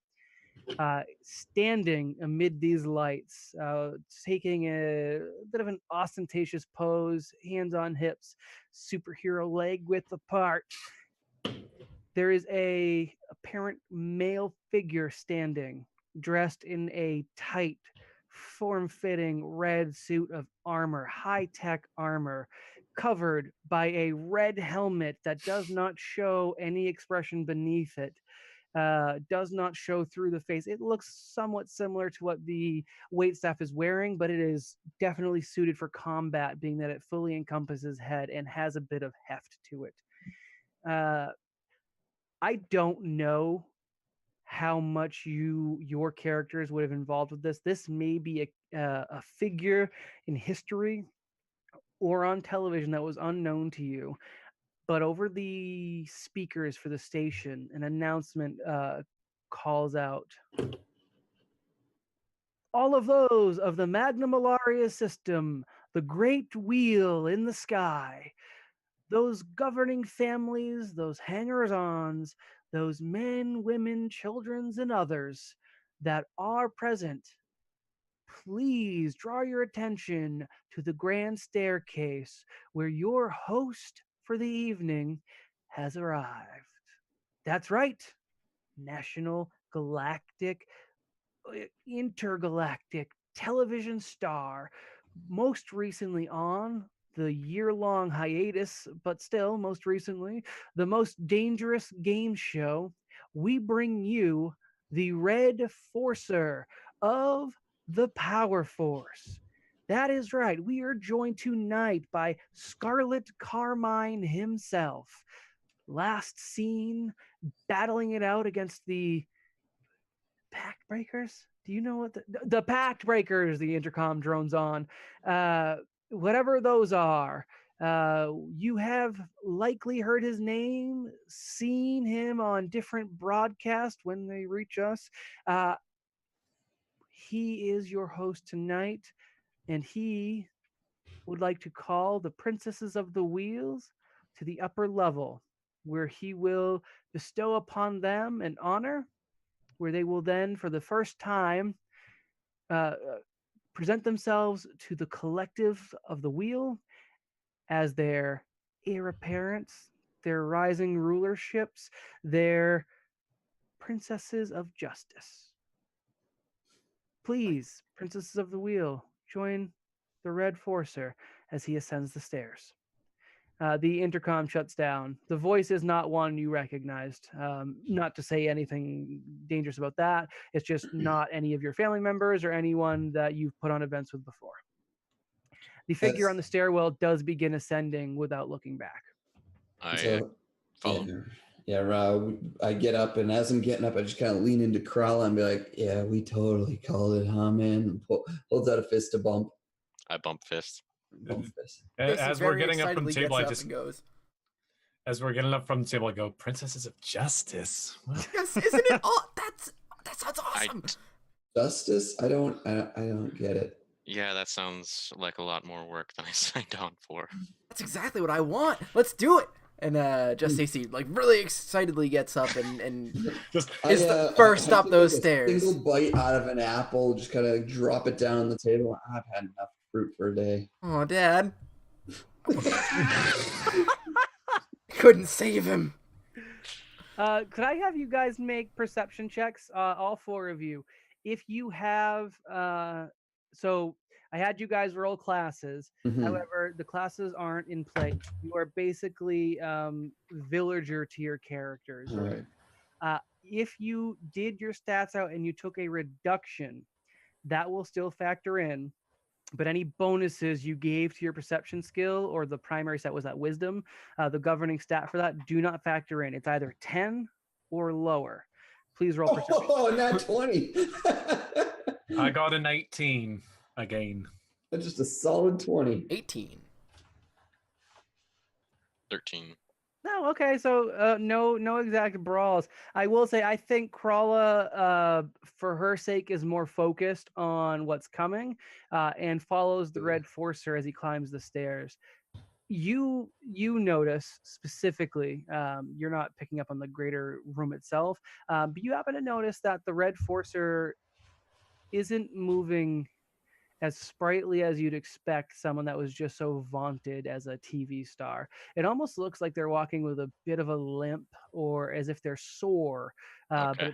it's hard to say exactly where or why. It I, I also I suddenly move up next to him, and I put my arm under his and kind of support him, but make it look like he's escorting me. Okay, sure. You are able to get escorted. He does not in any way acknowledge this, but he absolutely lets you support him a bit, and he puts a little bit of weight on you, not too much, but there's definitely some more pressure where your arm is touching his. Just for clarification, you said no points we put like after the fact, but would racial benefits still apply for the Yes. sake? Yep. Okay, so then I am slightly stronger than normal, so I would absolutely do that. Totally fine. Yeah, again, I'm playing stats a little loosey goosey here, but yeah, racial bonuses are totally fine. Racial minuses also apply. For the others, what was the lowest? Was it 18 was the lowest? Yeah. Yeah, they're tied at 18. Okay, so Willow and Just AC, you both notice specifically Whisper Frost. She doesn't use the grand stairwell, but you guys both catch her as she steps out a side door that's kind of set off to the side of the grand stairwell, and you both know that has access to an upper balcony. You guys have been in the station more than once. They did the layout of the station hasn't significantly been changed with this event, although it does sometimes get changed. So you expect that you will have at least an eavesdropper. What you do with that information is up to you, but you did happen to pick up on it. Sonia, you rolled a 20 or higher, which is what I was looking for. It's got that added boost to perception, man. What I got 0 boost in perception. Yeah, okay, all right. I wasn't sure it was gonna be a negative or not. No, it was straight nat 20. With the 20, you notice there is a figure in the crowd reacting differently. So there are, again, peoples from every planet. Some more represented than others. There's a high population of elves here, for example. But there are definitely folks from Tregan, Corner, and some from Kazobos. And Drow, intermittently spread out. There is a figure who is wearing a heavy cowl, a cloak over their head, or a hood over their head, casting their face in shadow. They stand towards the back of the crowd, and you kind of give a scan as you begin ascending the stairs, and everyone else is kind of looking up, really interested as to what's happening. This isn't the first time princesses have had coming out events. It's a pretty standard time-honored tradition. All the royalty, especially of the Unity Kingdoms, is pretty well regarded as far as the Unity group is concerned. So what's going on isn't especially surprising, but there are definitely some in there that knew of the Red Forcer more than others. Just a point, the Most Dangerous Game Show was broadcast pretty much everywhere. Takes a little bit longer to get to the further reaches. However, the farther you get away from the packed worlds, the more variance you get in like a reaction to these shows. The packed world itself was slowly growing to become accustomed to the horrible graphic nature of this murder show, and the various murder shows that Eoxian puts on, the dangerous shows people participate to entertain.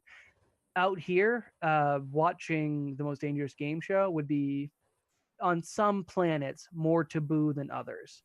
But the Red Forcer or the Power Forcers were known as kind of TV personalities even before the Most Dangerous Game Show, so it's not unheard of that they know this person.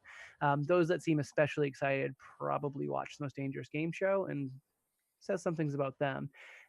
So you are all like, focus is on you, which again, you're princesses of your kingdoms.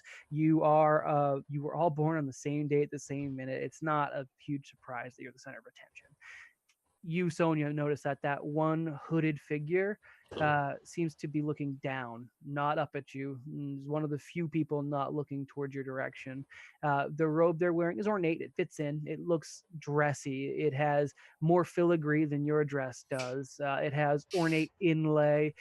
It is a shade darker than the reds. I would say it's going maybe brown to burnt orange, but it's nice quality.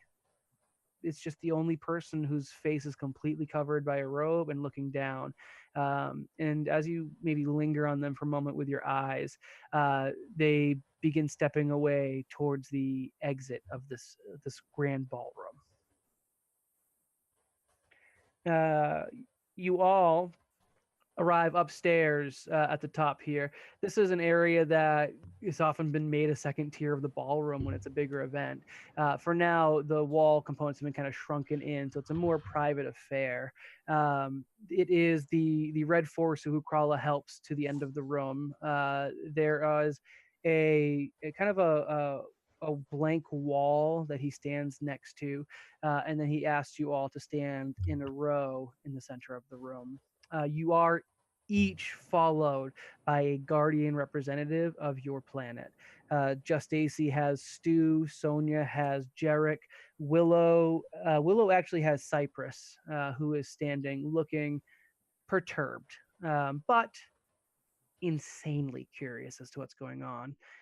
Also takes a glance at the Red Forcer whenever he can. He seems to be very interested in this figure, excited almost. And Krala, you are accompanied. I don't think your father would be represented here. It's not. They do want you to have some kind of personal standing on your own. Is there a guard in particular that you think your family would assign, or is it just a guard and that's totally fine? Well, another interesting approach is Coin always does what's best for the family despite any sort of internal dispute. So while it's not Coin his did decide to happiest stay. moment, He's okay, staying behind on Kazobos, so your parents could then come and yes, honor you. guard. Guard. Okay. All right. That guard's name is going to come from the satyr name, and it'll be Philoctetes. Proma. Proma is the guard who is assigned to you. She is professional. She is also, as I think most guards in your family, extremely lethal. The best defense is an excessively violent offense, especially when put in your kind of unstable homeland. More survivor than guard. What did I say? Proma? I'll jot that down in case it comes up. You are all brought, and the Red Forcer just stays a moment and kind of watches you. He's off to one side of the wall he's standing against, almost as if he's going to give a presentation. And you are all standing in the middle of the room. Your guards or your representatives farther back on the far wall, not necessarily in the conversation at all, but just there to represent you. Do you guys say anything as you're standing there? I don't say anything yet, but are they like marked spots for us to stand, or is No. it just stand over here? Stand over here, but in a line. Before I stand over there, I ask, what is this all about? What are we standing in line for? From the mask comes a slightly modulated voice. That sounds youngish, if a little strained. Justice. Justice, lady. I don't. That That's somehow what brings us doesn't here answer today. anything. Yeah, I don't But- know if I can. It answers everything. Just Stacy is like bouncing like with energy. Just yes. Sonya just kind of like pats herself down, looks at Jerk. Jerk, did you stole my lighter again? Come on, we're not in public Yes. anymore. No, We're not- 10 minutes. Give him 10 minutes. Argoth. I just go along with the spectacle of it, just like, all right, I might as well get it out of the way. I'm like the only one that's actually excited about this, aren't I? Yeah, probably. Just don't know what it means. Stu from I behind. don't says, need to know. Stop bouncing. I can't. This is just. princess. Hey, Lie. Okay, fine. Princess. I kind of like nudge just Stacy. Hey, I got something that might calm you down. Not right now. I gotta get the justice. Justice. All right. We only have a couple minutes for tonight. And I want to wrap this up to get to the point where you get your next step. The Red Forcer, as things settle down, except for just AC, he kind of reaches up slowly, pulls off his red mask, and as he does so, a portion of the wall folds down, the metal wall revealing a metal table kind of connected to the wall, and he places his helmet next to some miscellaneous equipment that also is on the wall on the table, which he'll get to in a second. Whoa, dude, you sure you didn't just give me my lighter? He is human. His features are relatively rugged and handsome, almost action movie starish. He's got like the dark hair, like kind of coiffed Tom Cruise style, or I guess 1990s Tom Cruise style, maybe more so than now. He's got like a slight cleft chin, and his form-fitting armor does make him look probably a little bit buffer than he actually is. He looks youthful. Krala, you're not really sure why he was limping up the stairs, because he doesn't seem like someone who would generally be frail. Frailty is not the aura he exudes. Ladies, I am Scarlet Carmine, also known as the Red Forcer. Previously, the power force, you may or may not know, has been disbanded. But that is not a problem. It is an opportunity that brings me to you for today. I do not know how much you have heard of me. I have heard of you. I have heard of the princesses born under an auspicious sign. Not only that, but born at the exact same moment, the pivotal moment, the heavens revolved around your very persons. More so than that, I've heard of you from the Geostone. You see, I talk to stones too, man. We're all face palms. I do question the stone's judgment a little, but what I don't question is justice. Justice. Yeah. I spent the past year of my life traveling the cosmos. I Me too, man. threw myself into the aether. I drifted through space and drift space, and I searched and I sought and I found true justice. Justice. I was Amen. brought eventually to the time-honored and time-lost halls of the Justice Society Against Injustice, the most hallowed school a hero can hope to find. Long it was lost to me, but that year I spent transforming myself opened me to the possibilities and to justice. Justice. In this long-lost school, I found a stone of power. This stone whispers to me even still. And it, God damn it. Yeah, and it Just Stacey kind of elbows Sonya. Like, he's getting to the good part. calls for a new generation of heroes. And it urges me to not malign or feel sorrow for what I have lost, but to move on and be the fire that brings justice throughout the galaxy in the form of the Power Scouts. You four. I don't know if you can see it, but I rose my hand. Yes, Willow of planet Kalpadrasil. Willow Ravenhair, please continue. Why us? And what are the Power Scouts? The Power Scouts are going to be the new image of justice across the stars. You will uphold truth and decency, civility, and above all, justice. Justice. I think I said that one, but I'm saying it again because it's important. Justice. The Power Scouts are you. They were only ever going to be you. The Geostone often whispered about the princesses born under the auspicious sign. It mentions the wheel in the sky, and it took me many months to find what these voices, these words meant as they entered my mind. But I have no doubt that you four will be the four that save the galaxy from the true injustice that I have found exists in the shadows of space and time. That sounds awesome! I have found true evil, and I need your help to crush it. Sign me up, let's go! I would like to hear more details before we just go. But everything said so far does sound reasonable. I wonder what you expect us to do in a combat situation. I say looking between us.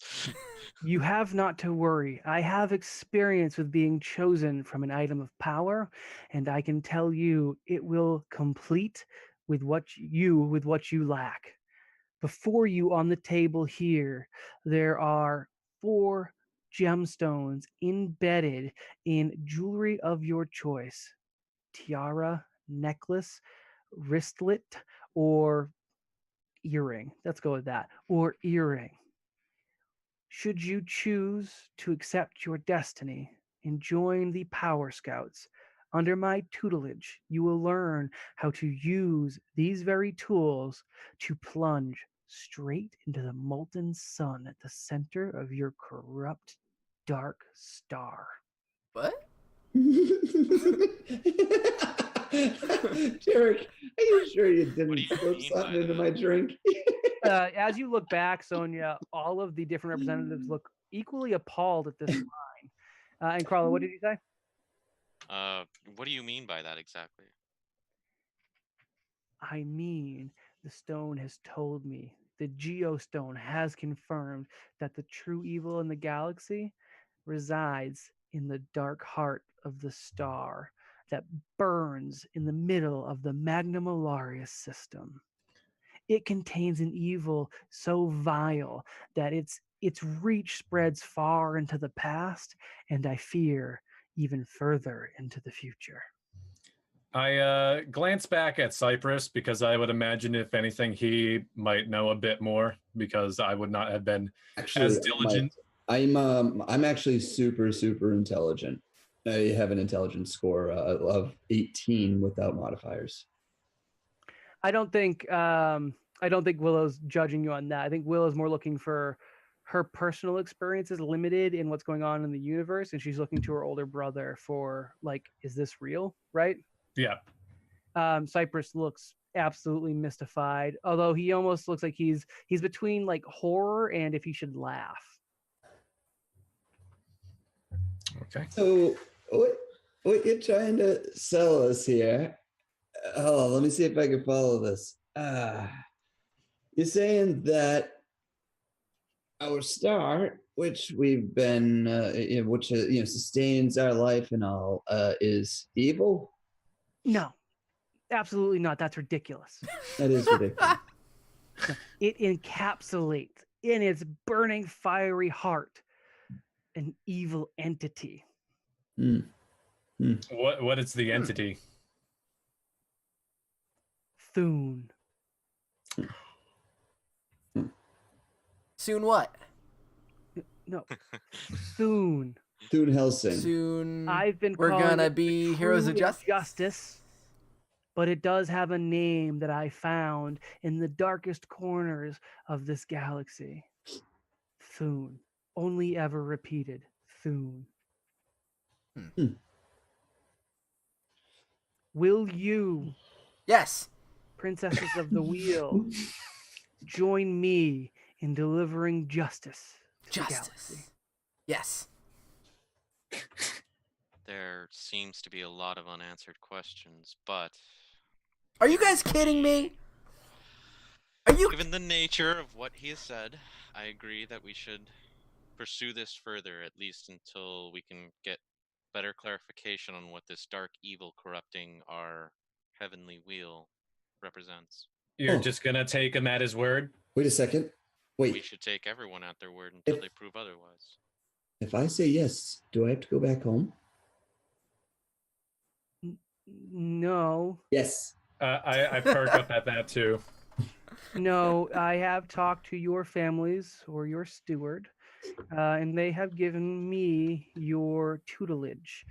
They're more considering it cross training, Huh. but in reality, we will be delivering justice to the galaxy. Cypher snorts audibly at this. You're saying that you're gonna give us the power to save people? I'm All you have to do is choose your item of choice.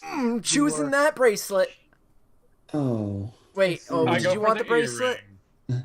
I wanted the bracelet. Well, Roll initiative, all of you.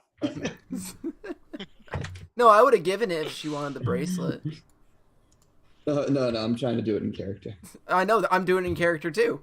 It's 15. I would hand it to you if you wanted the bracelet first, because that's the type of person just Stacy is. We'll see how it plays out. That's just Stacy. It's just That's Stacy. just Stacy.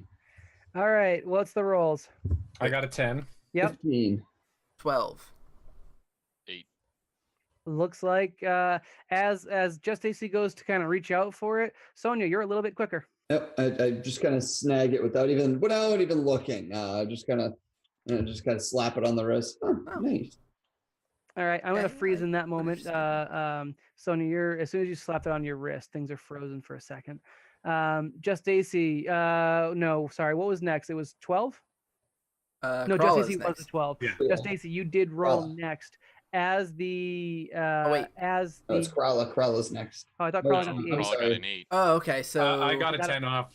Oh, so it is Roll in me. my head, guys. It's in here. it's me. Just AC, the bracelet disappears in front of your hand. What do you grab for next? All right, what was there? There's earrings. There's a tiara, Earrings, And a tiara, necklace. necklace. necklace. I'll go with a tiara. Okay, you swoop up the tiara. We have Willow in next. Willow goes for the earring. Earring, and that leaves the necklace for Krala. She happily takes it. All right. And kind of like as you guys watch Sonia taking initiative again, probably for the first time ever, I think you all would probably put on your items. Yeah. Literally nothing happens. You slap them on, and one of them, probably the necklace, almost feels as if it's made out of not gold. It looks gold, but you're not sure after you put it on. It almost makes your skin itch a little bit. In all of these items, in the center, there is an ornate gemstone of a certain color. The color will be determined by you guys next week. And they seem nice, expensive, except for the housing. The housing seems like it might be costume jewelry or faux gold, or maybe just a metal not present in the Magna Malaria system, but definitely seems a little bit less exciting than you'd expect. You definitely, all of you, even the poorest among you, have nicer jewelry in your wardrobe than this. So immediately after putting the tiara on, just Stacy's like, "Yes, I got the power. Watch this!" And it's like tries to smash the table and just smacks her hand really hard. Ah, ow, Yeah, table's metal too, so ah. significant pain courses through your arm. Man. And it's at that moment that the doors open from the outside balcony, and the other princess, Whisper Frost, enters, and she says, "I have had enough of this. For the record, you pampered spitches." Thune sends his regard. She rips off an earring and throws it into the room, and a dark, noxious smoke and black liquid begins to pool out of this earring. And as the smoke and liquid begin to fill the room and floor, we're going to fade the scene to black. All right. when we pick up next week, I need you all to pick a gemstone color. Black. Have the discussion in Blue. Discord. Have the discussion in Discord and hose you the colors at your will. I do not actually care, but they should be unique. I will arbitrarily assign certain things due to their color, so be mindful. And you will have your magical transformation next episode. I don't know how many of you have seen various Magical Girl episodes or series. The transformation is a production and a half, and I would like you to play into that a bit. Nick, you need a wig. I should have it tomorrow. Adam, as much as it's awkward, No. Princess Sophia has a whole line of tiaras that I own many of. You can do this. I got it. So, yep, don't mind that. You are getting a gift for your niece or something. God, I can't imagine how people think I buy creepy things when I go to stores. Right? I actually just don't care. Dead Aussie Gamer wants us to do it on green screens. If I could coordinate something like that, That would damn be right we so would. awesome. For next week, that's all I need you guys to have. Nick, Yep. if you want to complete your character sheet and we can still do what we were talking about before, that's up to you and me. We'll definitely talk about that. It depends. I think if we go this route, like it's definitely going to be complete by then. So we can. It's up to you. We'll talk about it off screen, but I wanted to remind you about it. For everyone else, I just need to know your transformation, your gemstone color, and then I will be slowly doling things out. All right. For now, thank you guys for playing. Adam, thank you for joining us for a slightly longer than normal episode. Thank you guys for watching, especially for you guys in chat. Really appreciate it. And we're going to be moving to a slightly briefer after party where we're going to talk about the episode, upcoming things, and then we'll eventually kind of break off and raid. Adam, you're absolutely welcome to join us, and you have to do nothing to do so. But if you have to go, totally bounce. That's no hard feelings. Pat, if you say one line, way more participation, Patrick. You're already better, Patrick. So we can just keep going with that. For everyone else, though, we will be back next Tuesday with the Power Scouts. Power Scouts? Yes, that's what I've been saying, right? I haven't made that up. Just until then, don't split the party. Yeah, Patrick. Patrick and Mike. Yep. In fact, never split the party. That's fine.